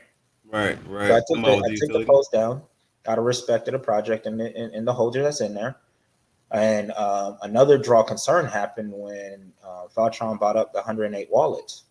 Obviously, it took after Feltron bringing it up for them to, acknowledge that, right? That's a draw concern. Okay. I know he's not a part of the development team or a part of the project. He's an investor, but he holds a lot of wallets. He ain't no small. He's a whale, So amongst those wallets, he's holding a decent bag. Now, some people didn't draw concern on that at all, right? So far from the knowledge of the holders and what people are saying, he still hasn't sold anything, which I respect that. That's respectable, right? But he doesn't have other wallets. So now when we talk about that one wallet that everybody's talking about, yes, as old guy David told me and confirmed that obviously the first 300 ETH sell, they did actually buy in on the pre-sale. So they just received their tokens and then sold off. Okay. Right. But when you dig deeper into it, you start seeing other transactions out of that deploy wallet and all that stuff that channels a little questions, right? So when you have people asking questions and there's no answers to it, and there's a bash show happening, right? We kind of miss the picture and step back and say, hey, is there anything malicious really happening? And if we start to sweep things under the rug and be blinded to things when people start to question, then you're doing the same thing that you were actually, how would I say it, on one project you were bashing about. You're doing the same exact thing for the project that you're in right now. So I'm hoping that this was a lesson for everybody, even including myself, with the sell-off that just happened on that 293 and the 332, and then just the 104 happened. And I think that 104 is somebody who actually invested in and just left, to be honest. When it may be, but it looked like it was a router. It looked like a router. I didn't dig too deep into it, but that's what it looked like. But right. I just think that right now it is a very sensitive topic right now. Obviously, the controversy of the Binance situation. Everybody has their speculations on that. Again, for me, I don't think it's Binance listing. I think it was a pump and up situation, right? But again, if it's a Binance situation in the next, I think they have an AMA tomorrow. If it's a Binance listing, congratulations to them again. Just like I said in the Twitter spaces, hey, congratulations to you guys. You guys are holders of the project. You guys believe in it. And if it's a Binance listing, I hope you guys go north from here. And it's not Binance. It's Binance US, by the way. So I can correct that. Yeah. It is Binance US, okay? It is all based on the US, and their volume is less than Binance. We all know that. It is what it is. But does it still have a connection to Binance? I think it does. And that's why Binance and Binance US is in the lawsuit right now, right? With the SEC. So that's just me. I think that the project just needs to come out. The developers or whoever runs the project needs to come out and speak to their holders and address the situation, because it looks ugly right now. Yeah. yeah. Before, you understand, get a handle on it before it starts to be a complete utter downtrend rather than take away from the progress. I definitely agree with that. Yeah, but I'm be real with you. I'm never gonna buy or hold Terraria. Not a bad situation. It's just for me. I'm not going into the project. So. I mean, everybody has those like limits, those hard limits to, okay, like certain information may not be something, it may not be something else, you know what I mean? But it's like I have hard limits to what I'm willing to believe and not believe, you know what I mean, as far as what's going on with my pockets financially. So right, everybody has a right to make those decisions. So it definitely is one of those things where you gotta like look deep and kind of do your homework, do your own research, and not just stay on Twitter. You know what I mean? Because Twitter can make you kind of lean left or right towards things. Like once you hear certain things, like, okay, let me go ahead and look into this myself, and then see how I feel about the situation from there. You know what I mean? So yeah, most definitely. That's the reason why I'm not going into Terrarium. Again, I'm not saying it's not going to go anywhere. It may end up going north. It's just that I'm not chasing green candles. Right. I'm not. I no longer think of being a trader anymore. Right. I want to become more of a holder and a way of building passive income, and that's what I'm looking for. I want to be in some projects that I believe is going to go in the right direction. That's just me. Okay. So that brings us to Impact XP, which we had a little bit of movement going towards, before Dubai. I feel like that was a hype build up for Dubai because of the information about possible deals and partnerships and the leak of the game. I think they said the game will possibly be out before the Dubai trip, which they did have a station already out, and I think Just a Man 04 was able to actually play the game or whatnot and see what it would have felt like to play the game in the platform. So how do you feel about this chart action? Okay, so I am a holder of Impact XP, and obviously I went into Impact XP because of the vision, right? And I was a part of actually Impact X before it became Impact XP. So I love the direction that they are going as far as renewable energy, aquaponic farming. I believe they also go into hydroponic farming as well. They have so many ideas that they're going into that they want to build off of.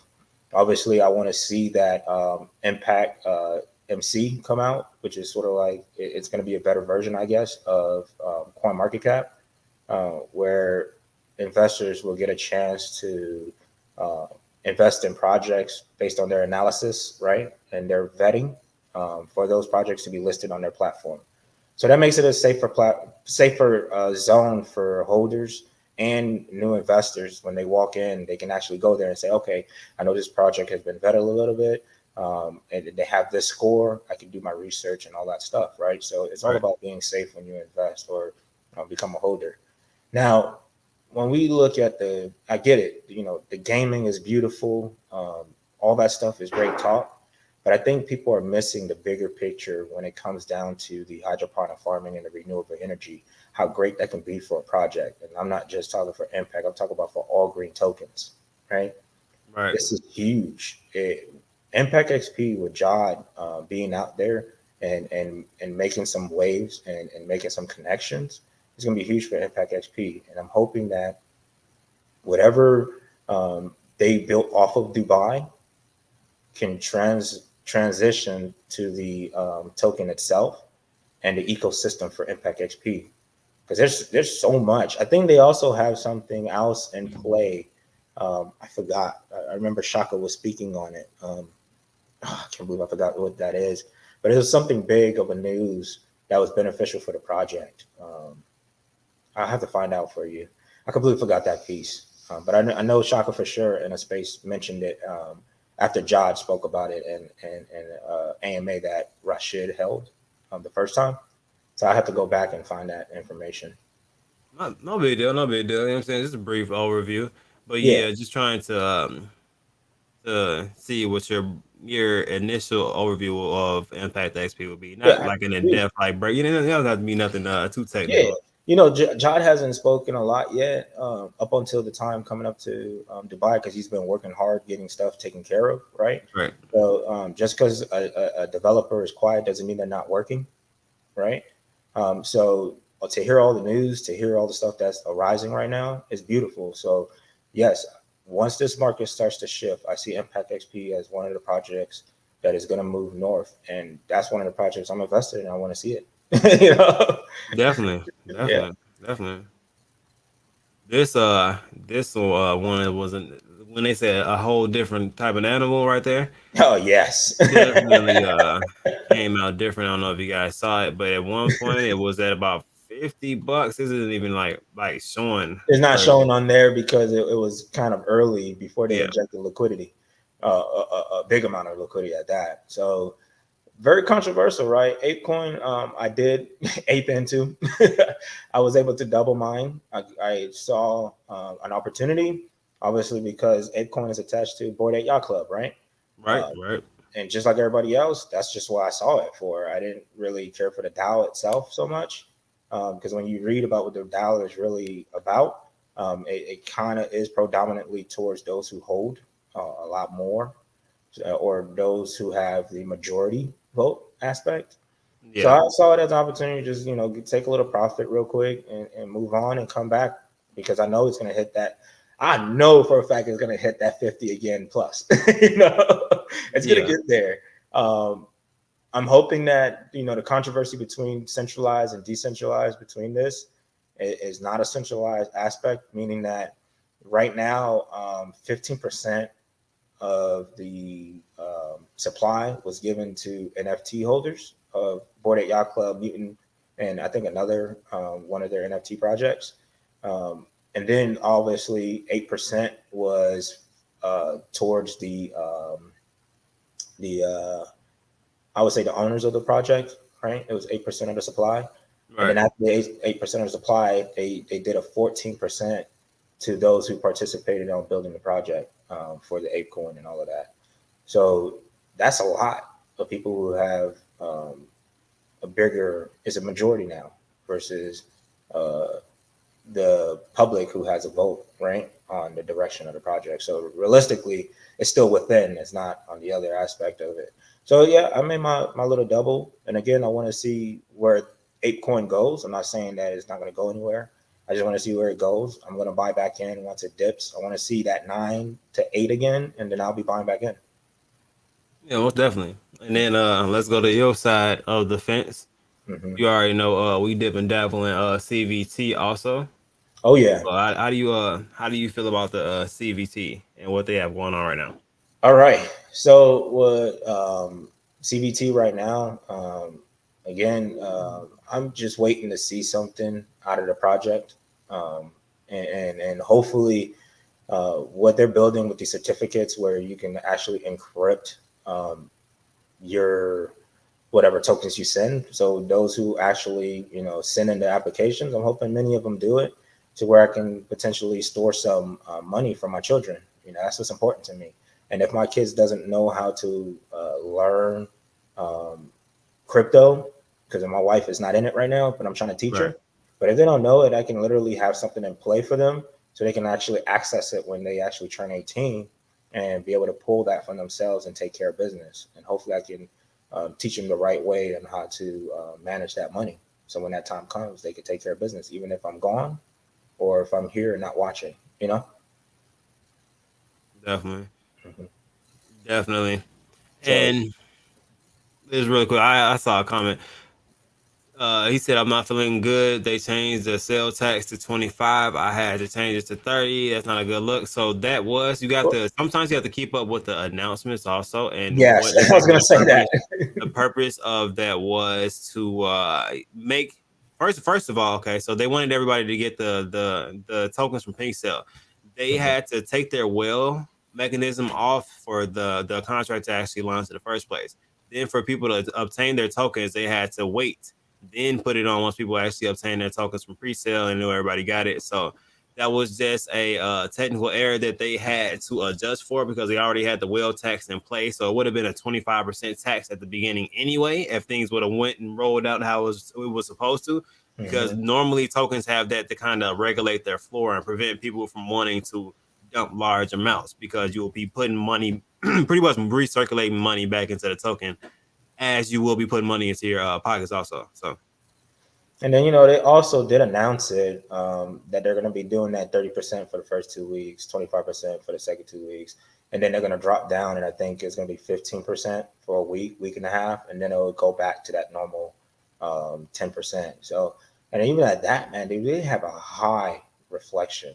I mean, dude, the reflection is beautiful. I've made almost a little over $100 just in the reflections itself. So with CVT, again, I know they already rolled out the utility. They already built majority of it. I just want to see the project succeed. I think people are getting just a little emotional with it.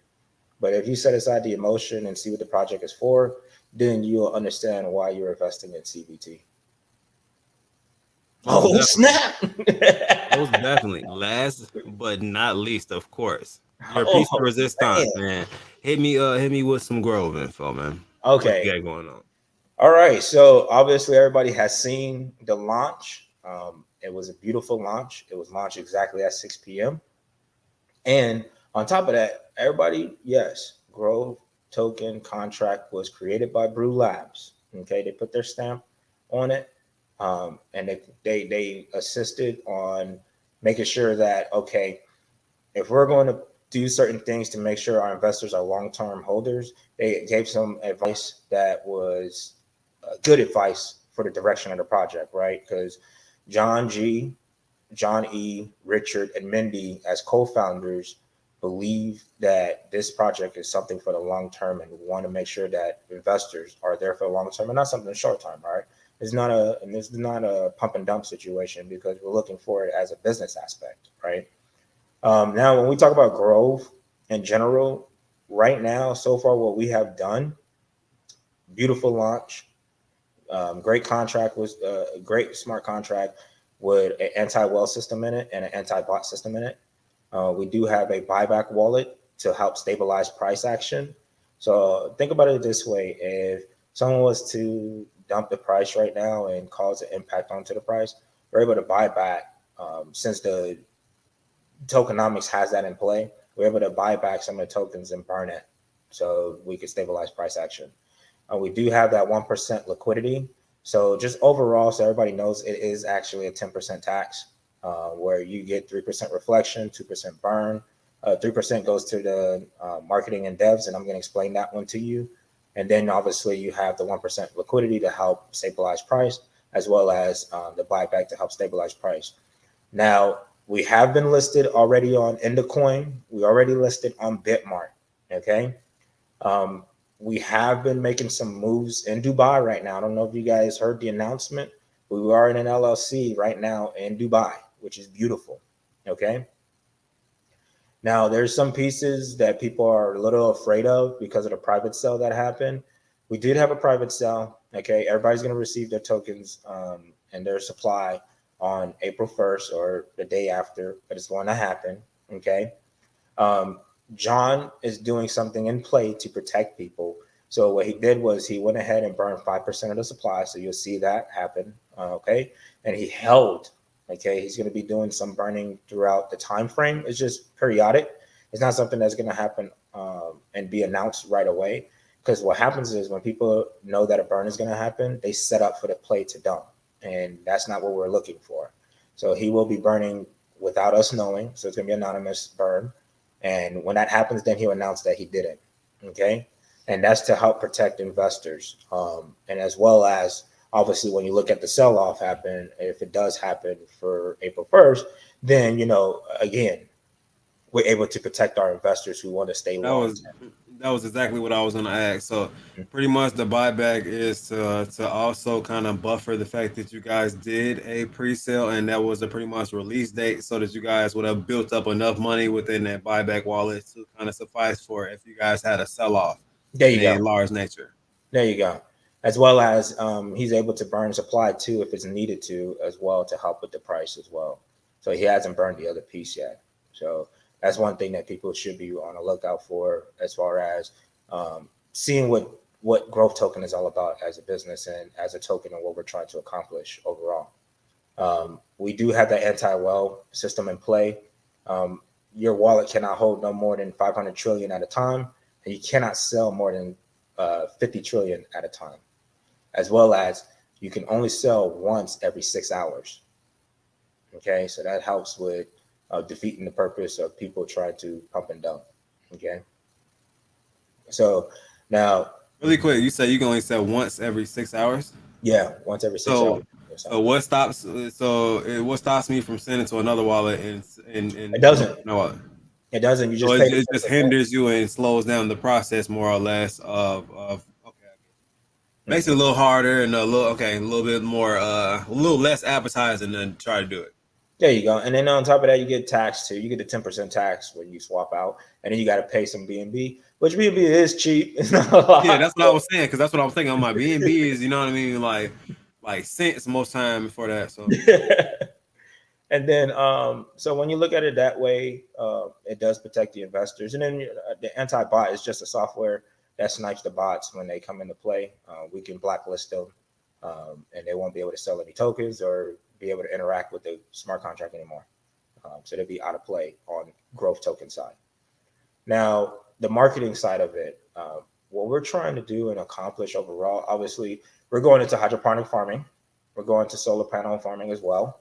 You got to look at the big picture as a business aspect. Give you guys a little bit of an idea. Think about it in this way. Right now with solar panel systems, you can think about it this way where you can actually put solar panels on top of your roof of your home right now, or even outside of your home. And literally, electric company is paying you for using your solar panel outside your home. Okay. And it's not a big payment, right? Because it's like, I believe it's an 80-20% or something like that. But 80% is majority of them, 20% is you, right? So you're getting the bigger picture. You're getting the biggest cut out of it. You're being taken care of regardless, right? And that's the beauty of it. You benefit from it, and you can help save energy. You don't have to worry about being high CO2, right? You don't have to be worried about that because of coal and how it burns and how it's being used to create energy today. And obviously, crypto uses a lot of energy through Bitcoin and Ethereum with the proof of work system, right? Yeah. They consume a lot of energy. So if you can use something in the renewable energy side to reduce that, that's outstanding.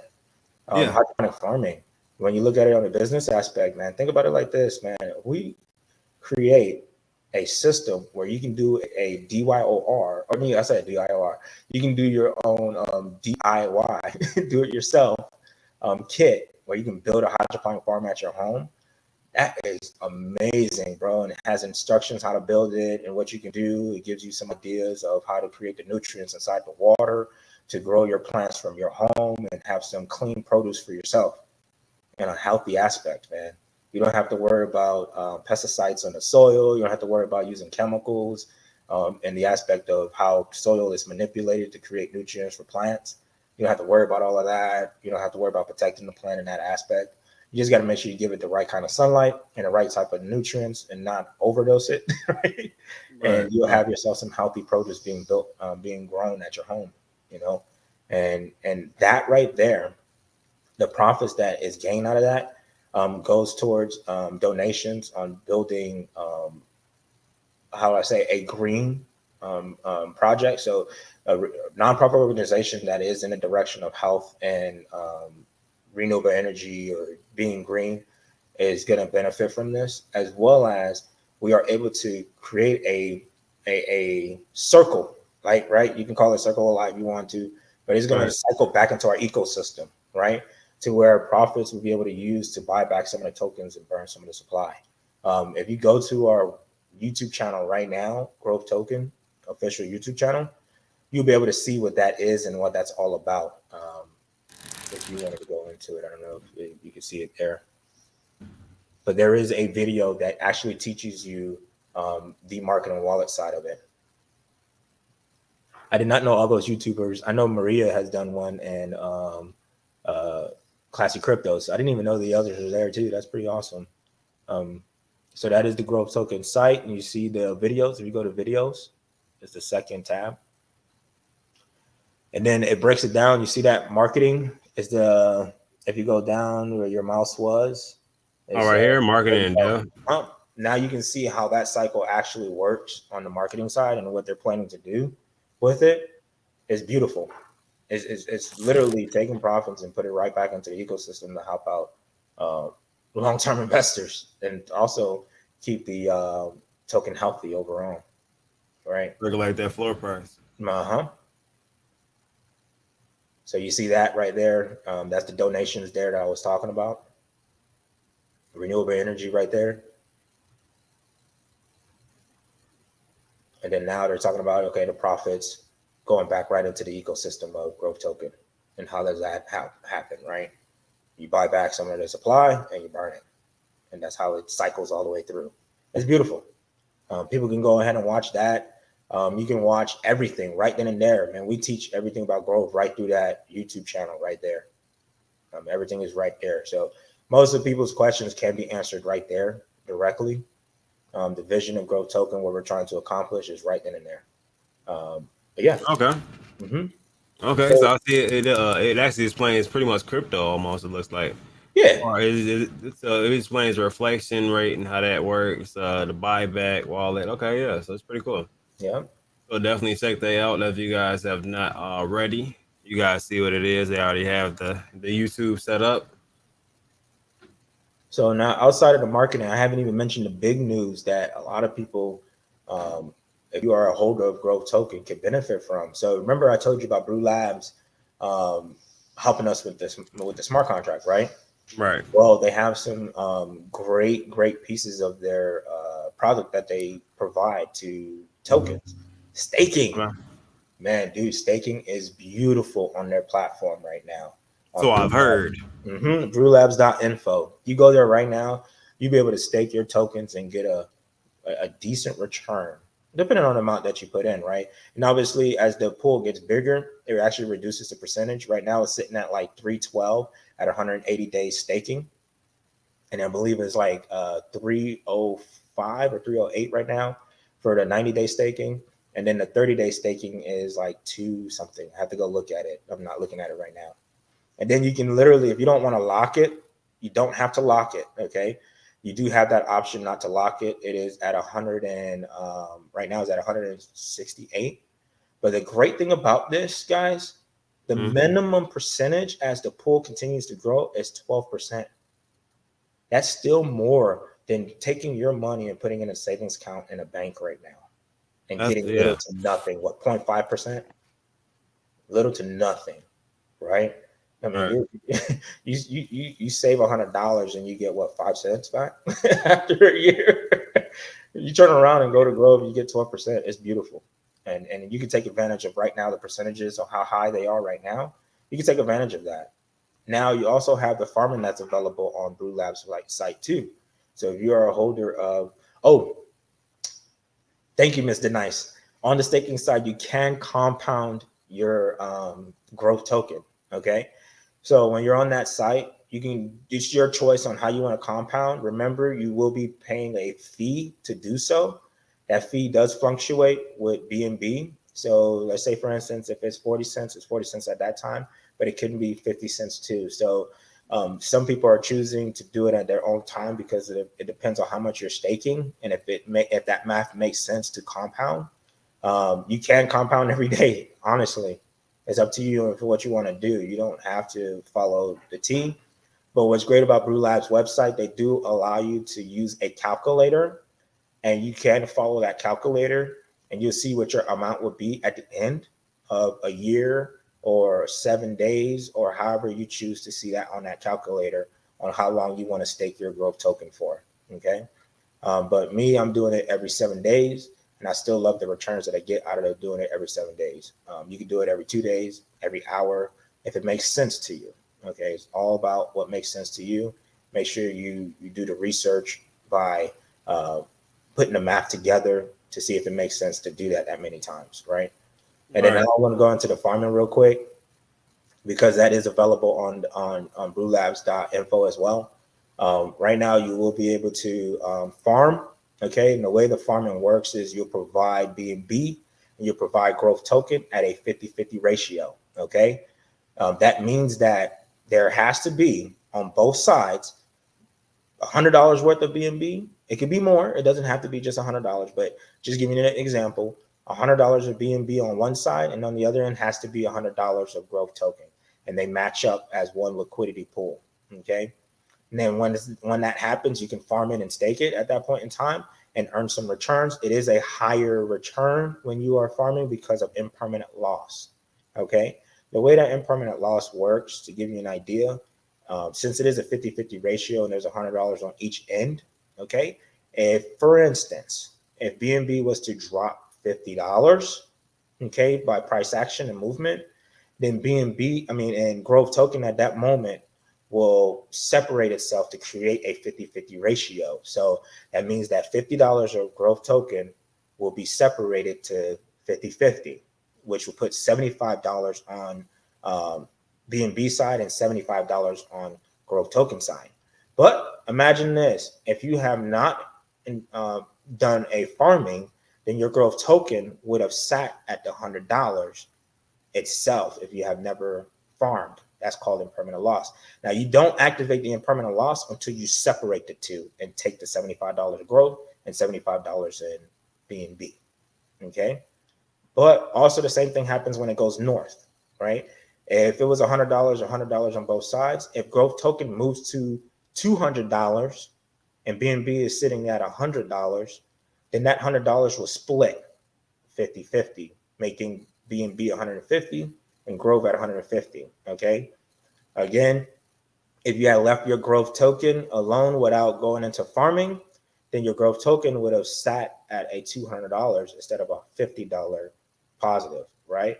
But again, it depends on if you do the math on your return of farming versus if it matters if the price action was to shift, right? So you got to just do the math before you go into staking and farming and what makes sense to you and when you want to compound and do these things, right? It's all about what you feel comfortable. That's what's important about DYOR. Hopefully that helped out a lot of investors about growth. Right. Yeah. Most definitely. I know I spoke a lot. See, when there is a lot of utility, normally there's a lot of information that you have to intake, and that's just something that you have to deal with when it comes down to doing your own research on a project. Yep. You have to intake all of that information. Sometimes not all at once, you know what I mean? But that was an overview, but an in-depth overview because you're familiar with growth. So it's easier for you to, you know what I mean? I was trying to keep it short without going too in depth.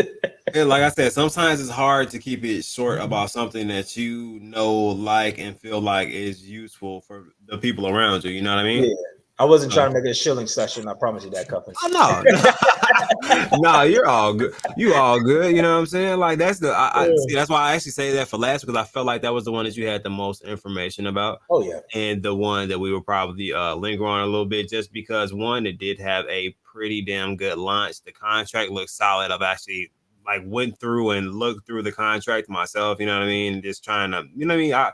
I go on the back end. Sometimes people don't take the time out to actually do that. It is out there for the public. It's almost like public records for everybody. Anybody is able to, if you can know what you're looking at, anybody can go through and check that out.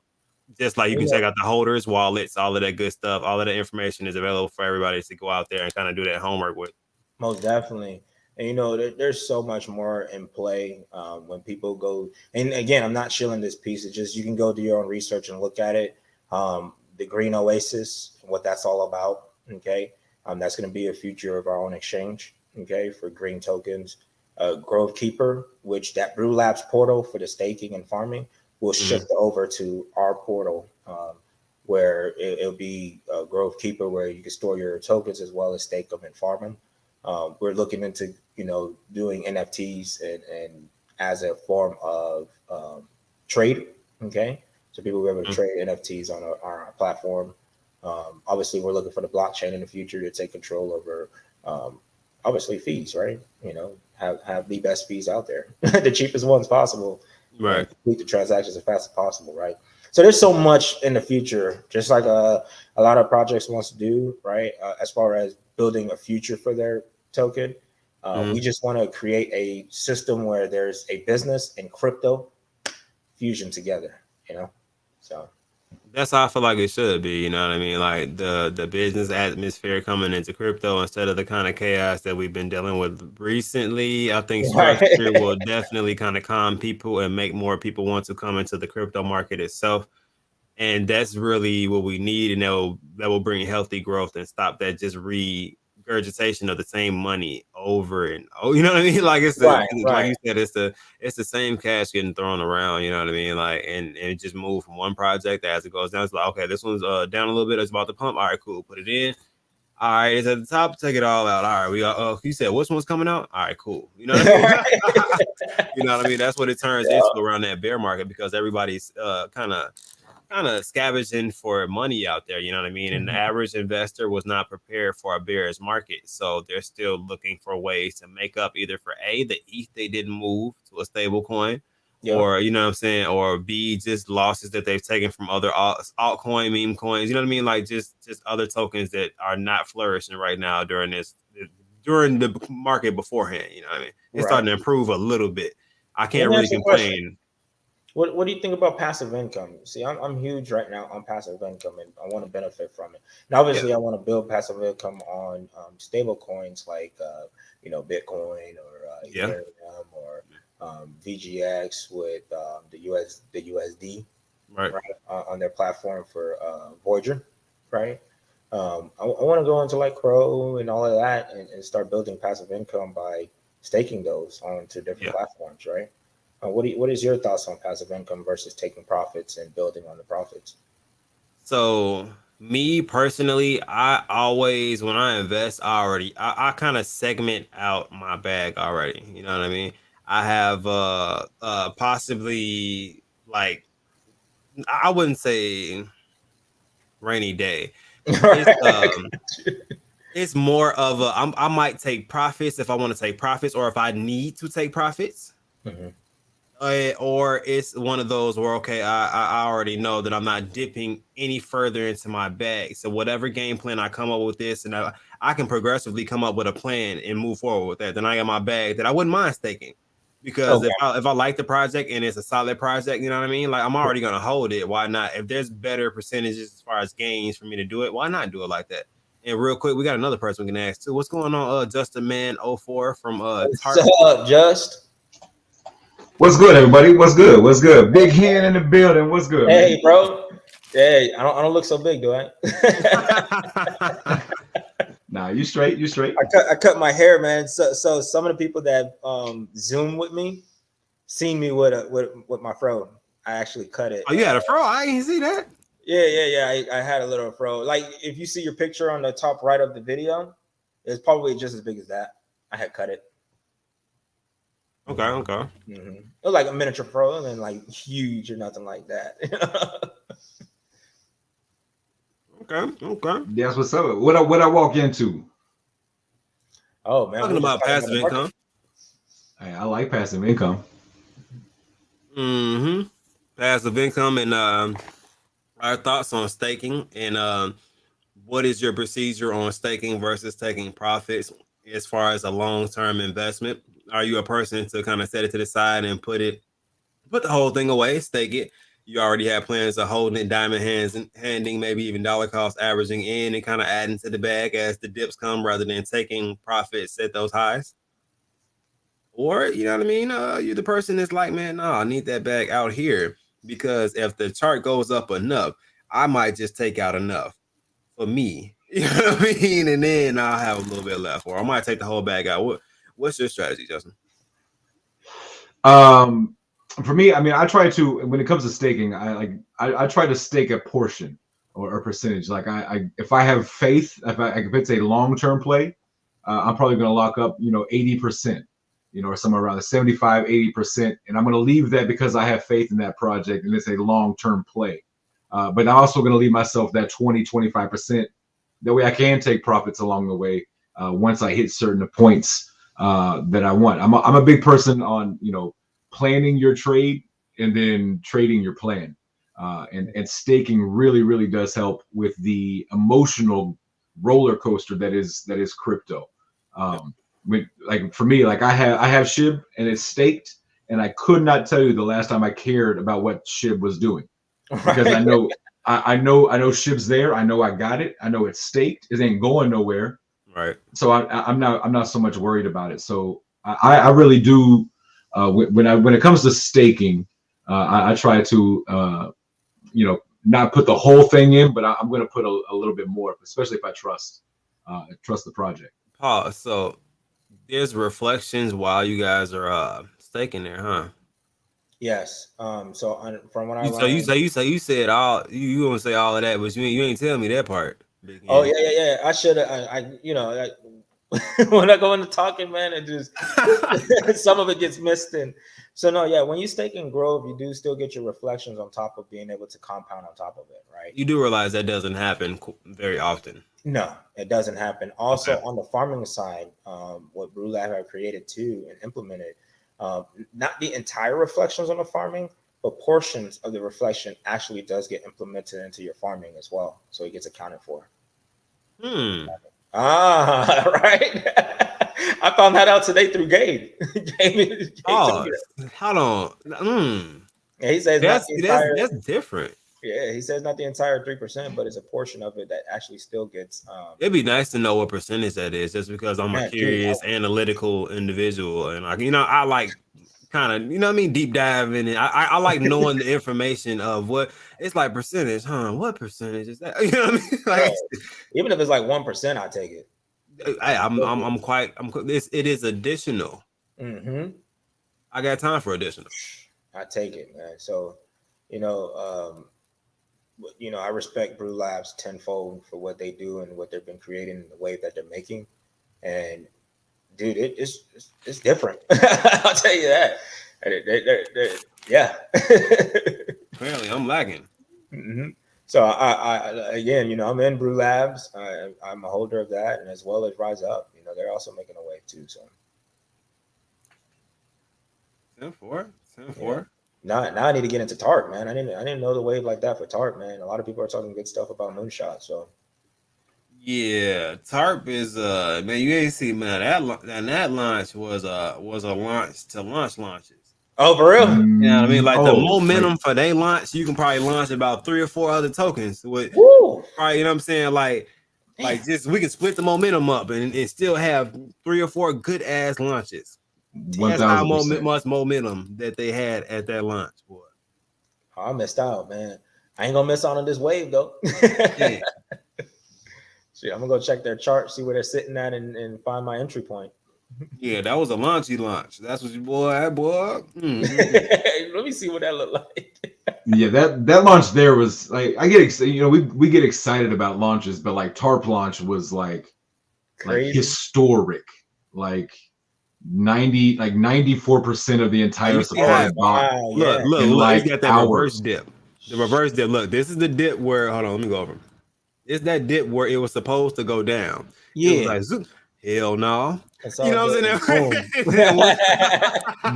Yeah. The thing about Tarp is you have a December. That's all December. Hold on. Yeah, that's all of December. Sheesh. Yeah.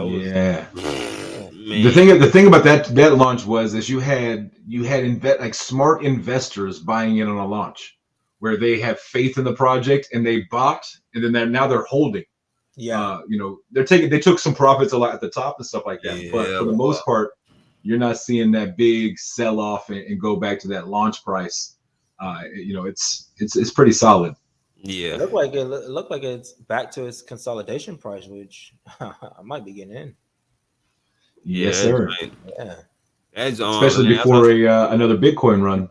Yeah, I know, right? Dude, man, bull run come in. You don't know where that money is going to start circulating into the market. See, that's what people don't understand, man. They're like, man, it's down right now, man. Yeah, man. Bitcoin and Ethereum, Ethereum get to running up to like 4,500 again.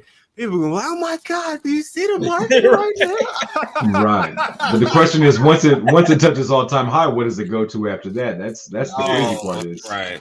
Jeez. You'll see a $10,000 ETH. Summertime is usually pretty spicy for crypto. You know what I mean? So I got time for that. You know what I mean? Hey, look, and then a run that might even take Bitcoin and Ethereum to a new all-time high. Boy. And right as Cuff would say is, I got time for that. I got time for that. Yeah, people don't realize it, man. Crypto is growing right now, and if you're not paying attention, man, the adoption is slowly but surely getting there. Where many are talking about it now, and that 4 to 6% that people say is in crypto right now is going to change. And obviously, I'm hoping by halfway of April we see a little bit of a change. Then May and June we see that bull run we've been looking for. So I'm prepping up on these red markets for that time. So yeah, absolutely. Yeah. Ethereum flirting with that 3,000. Mm-hmm. You know what I mean? Keeps kissing and going back down. Like, nah, not right now. You know what I mean? But it's that momentum getting built up, man. I'm telling you. So yeah, man. But yeah, no, man. Just man, I saw you had some camel milk. Did you get some camel milk when you went out there to Dubai? I didn't get any camel milk, but I did have some camel while we were there. So excuse me, he said forget the milk, ma'am, because you just go give me the entire camel. Just cook that bad boy for me right fast. Just go ahead and cook that for me right fast. Did they create it like barbecue or was it more like grilled? So it was and it's like a traditional rice dish. Okay. So they had like chicken and rice for like half of us, and then the other, those who wanted it had. Yeah, so he told us it was rice and chicken, and then the other dish was rice and meat. He wouldn't tell us what meat it was. We just knew it was meat, which I thought was kind of odd. But me, I'm a big guy. I'm down to try things. Mm-hmm. Excuse me as I take on a snipe. But man, it was delicious, and man, had a fantastic time. It's pretty hard to beat on a royal yacht getting served the royal executive chef preparing some food for us. That's beautiful. It was pretty dope. Did Al-Falasi set that up? Oh yeah, okay. He set up. Pretty much the entire Dubai Crypto Expo. He had a hand in all of that. So he did a fantastic job of rolling out the carpet for the family to come out there and enjoy Dubai. Mm-hmm. That's what's up, man. Well, let me ask you a question. Since you were in Dubai, you was a part of the Expo event. What projects? You don't have to name all of them, but you probably name your top 5 projects that surprised you at the Dubai Expo. I don't know about surprise me, but Saitama, man, just the way they everybody gravitated towards Saitama. Mm-hmm. You can tell like that anticipation that there's something different there. You know what I mean? With all these other projects and all these other booths that are there, and Saitama was still just the number one most popular, most busy booth. So to see that was kind of cool. You know, I cover. You know, we know about Saitama. So to go to this expo and see the rest of the world, the rest of the industry, I guess you could say, take a look at it, and it still be the powerhouse that it is, was pretty cool. I'll tell you, I got to hang out a lot with John and his wife Sarah, and Miss Mindy from Grove. Okay. And getting to talk to John and getting to meet him and kind of get to know him a little bit outside of crypto, and then also get to see Grove, listen to their keynote speaker, and kind of just get to learn a little bit more about Grove. Grove is doing some big time things. Right. I'm telling people, man, the door is about to get kicked in. I have been, I don't want to say I've been sleeping on Grove, but it's been one of those ones that's kind of been on the radar. Right. After Dubai, it's a little more than on the radar for me. So Capex. I was like, speaking of sleep, when we just on this and it was red. Yeah. So Babyface said they did a 1 ETH buyback. Yeah. Yeah, I saw that tweet. This must be I think maybe this is it. That's about 2 quad, 2.2 quad. Mm-hmm. Okay. Let's get it then. Okay. Damn, that thing look good. Bro, that threw it off. Hostella got a groove back after that. Mm-hmm. And then what's today's date? It's about to be the 23rd, I think. Yeah, about to be 23rd. So you got 5 more days until they're in LA at a NFT festival. And on top of that, they also will be releasing their capabilities for their NFTs so that you can actually care for them and get them ready for battle, pretty much. Now, when you guys do your DYOR, I mean, where do you guys predominantly go for your DYOR? You guys just follow the projects on Twitter or? Hell no, I'll go to the dev. You go to the dev? Okay. Hell yeah. I need to talk to him. I need to talk to you, your team, and we need to talk about your contract. We need to talk about your tokenomics. You know what I mean? Who launched this? You know what I mean? Like who has access to the marketing and deployer wallet stuff like that. I needs to know. Facts. That's funny, man. Yo, Justin, did you get a chance to dance like Del Crypto did out there? I didn't see a video of you dancing, man. Did you I don't know that anybody got a chance to dance like Del Crypto out here in Dubai. He got the moves. I guess. Yeah. My favorite Del Crypto moment happened when nobody really was around.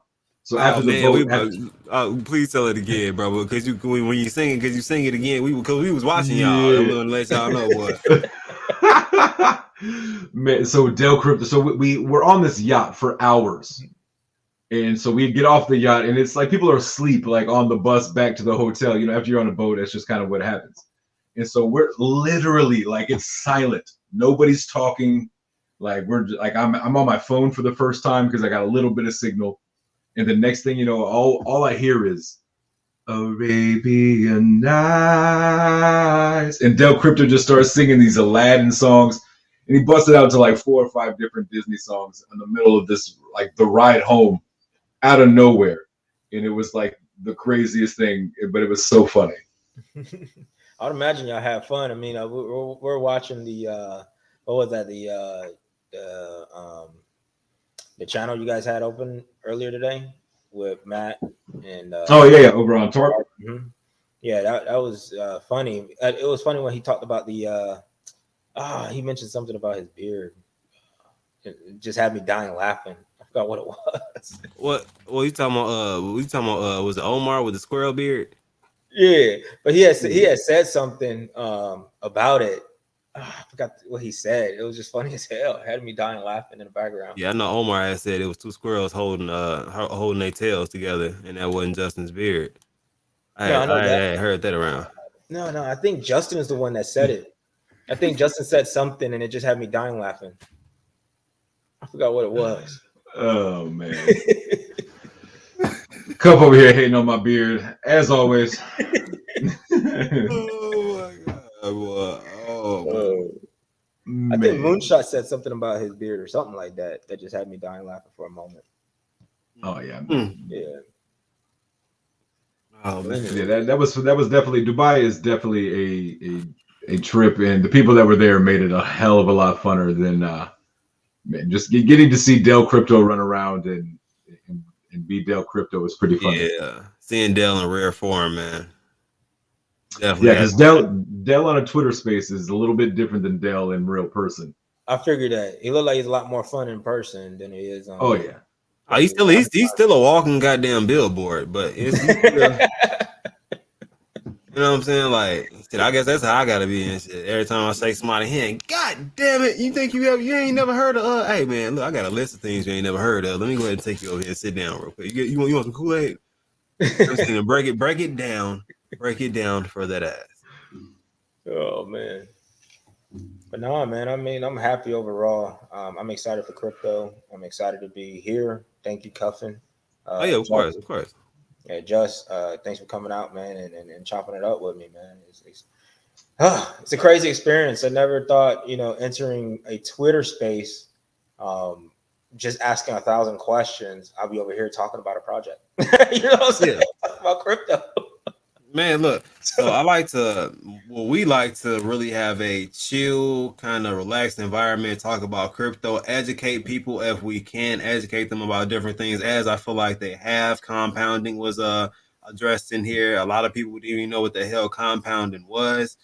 You know what I mean? Like you drop some knowledge on people and they learn different things, different aspects, different outlooks of what's going on, which I appreciate stuff like that. I don't know about everybody else, but I appreciate when some new knowledge is dropped on me and I can utilize that to make like passive income or money or just any type of progress. I'm grateful. Definitely. How long you usually keep your show on? Oh, we about to wrap this one up in a second right here. I ain't gonna lie to you.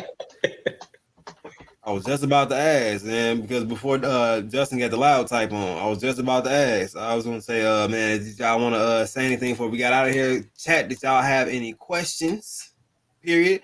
It was only a little bit, man. We had to squeeze all that in because we called Justin, man. We called the Justin Man 04 show. Yeah. AKA the Tarp Valley. Somebody asked what Del Crypto was like in real person. This is probably the best picture I can pull up for you. My god! Yo, y'all silly. That's probably the best one. We were actually walking next to each other, and I looked at him. I was like, I pulled up this movie. I was like, yeah, we need to take this picture, please. And we actually forgot to do that, but yeah. This is the best description I can give you of Del Crypto right here. The big old smile on his face, sunglasses on. Looks like he's ready to go party. That's Del Crypto. Definitely. And people are saying thanks, Big Hand, for coming through, Baby Fat. Most definitely. Thanks. Like I said, did you guys want to say anything else? Big Hand, you want to say anything else before we get on out here? Again, man, I'm thankful for being out here and representing a project and representing many projects, right, that I'm in. I hold as well, and get a chance to talk about crypto with some big names, Cuff and Dip and Justin, man, so yeah, I appreciate it. I didn't even, when you mentioned it, I was just like, oh snap! How do I prep up? How do I look when I go on here? So, it's simple, man. It's like I said, be relaxed, chill, man. This is probably one of the smoothest places. For sure. I'm trying to tell you, man, just relax, be yourself, and actually be able to pass on knowledge, gain a little knowledge on the way. I don't know for a fact. I don't know everything. I can check out a lot of different things about a chart. I can look into some contracts, but I definitely don't mind another eye looking at it with me or a group of eyes, you know what I mean, which we have in the Tarpies. And we have, you know what I mean, within ourselves, you know what I mean, as far as me and Justin, man, like we go through some things backstage, but we have become a unit with a lot of different cryptos that have a lot of different utilities. And it really helps us as far as a stream also to provide good content so that we know that we're not putting anybody in any bad situations to where they're going to have to wonder, damn, is my money still going to be there? Let me go check the chart. Just wake up in a cold sweat, like, man, I don't even know my damn money still. You know what I mean? So nobody wants to deal with that. You know what I mean? So it's definitely a good feeling to pass on some knowledge that can stop stuff like that. Most definitely, man. So, Justin, man, you got something to say, man? Man, I appreciate y'all watching the Tarp the Tarp Tuesday show. That was pretty dope. I appreciate that. Man, that was pretty cool, surreal moment. But man, had to come over here and hang out and wrap up my day. Today I feel like was a busy day. Man, we got a lot done. Some back behind the scenes stuff in the works as well. So hopefully everything kind of pans out and comes to fruition, and we're able to do some really, really cool stuff coming and moving forward. Man, I can't wait. Just know we're working on the backside for you guys to try to come up and create the best content that we can, and we're gonna rock with solid projects.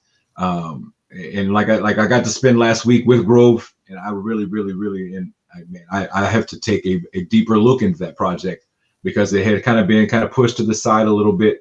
But after last week, it's definitely something that needs to be talked about and looked at, and so we might be doing some more of that stuff. So big hint, if you're around, we may have you more on, and I would love helping out with that for sure. You know, a lot of the AMAs and stuff like that, you know, obviously the co-founders want it to be ran through John and Mindy. So to give you guys an idea, we're bringing business, right? So we want it to be where it's structured in that way, right? We want to make sure that, how do I say it, in business, right, where the investors like customers, right? We turn them into family. We want them to be first, right? We want to respect them. We serve them, right? That's number one. So we serve our holders. So whatever they have, concerns and things of that nature, they can bring that up to us, and we talk amongst each other, and we obviously bring it to the table to the co-founders, and they do what they do, right? Right. And then on the other aspect of it, you know, you have branches too, where, okay, this person is who speaks about this, speaks about that, blah, blah, blah, right? so at that moment in time, you know, obviously Mindy and John G is the ones who do speak, and, you know, obviously for AMA. So I can come out and talk a little bit, but they would know more information than I do.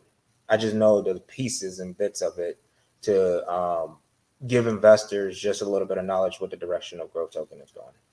Yeah, I appreciate you being a knowledgeable person on the subject of Grove and crypto, period. You know what I mean? Certain things about the market and some of the, like I said, compounding and some of the staking percentages, you know what I mean? You let them know that you don't have to lock it, whereas a lot of people feel like you have to lock your crypto up to stake it. On some platforms, it is like that, but some of them do have that flexible staking to where you can actually take it out whenever you want to, and you still earn daily.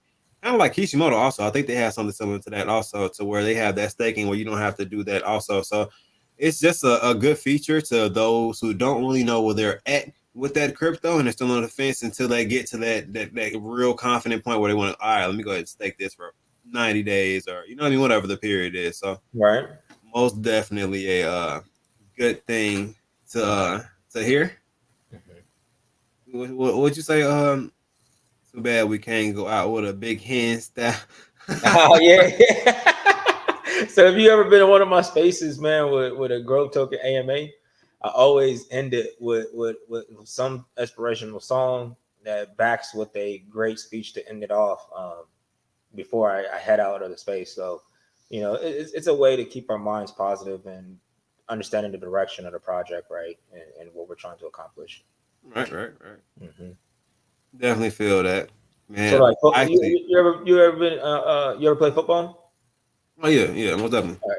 You know how right before you go out for game day, you had sometimes you'll clap your hands or clap your shoulder pads or whatever. Yeah, you got the music in the locker room, getting turned up, getting all hyped up. Same scenario. Oh yeah, I can definitely see that. Get everybody in the right mindset to receive some information. So yeah. Man, I'm actually in the process of I had to send it back like I was at Walmart, but I'm getting an intro done, you know what I mean? So I'm surprised the world with that one, you know what I'm saying? See how that rolls. I'm gonna just pop in with it. Y'all ain't gonna know. Oh, you coming out with music? No, of course not. I thought that's what you were saying. My bad. No, I'm just saying like a different, just a different intro. You know what I mean? Just a little razzle, little razzle dazzle. That's all it is. Little cherry on the top. That's all. But other than that, man, I ain't gonna hold nobody else too long, guys. Like I said, appreciate you, Big Hand, for coming out, being knowledgeable. Just a man 04, aka just a Dubai boy, Definitely appreciate you for hopping on. Also, I'm gonna try not to say the word Dubai too often and see what the results of that is. So we'll see how long that lasts before he says, "Bruh, Dubai." But when he does that smile, there's a story coming. So if you guys didn't know, now you know. So you guys enjoy the rest of your night and good evening. We're out of here, guys. Yeah, take care. Peace out. Peace.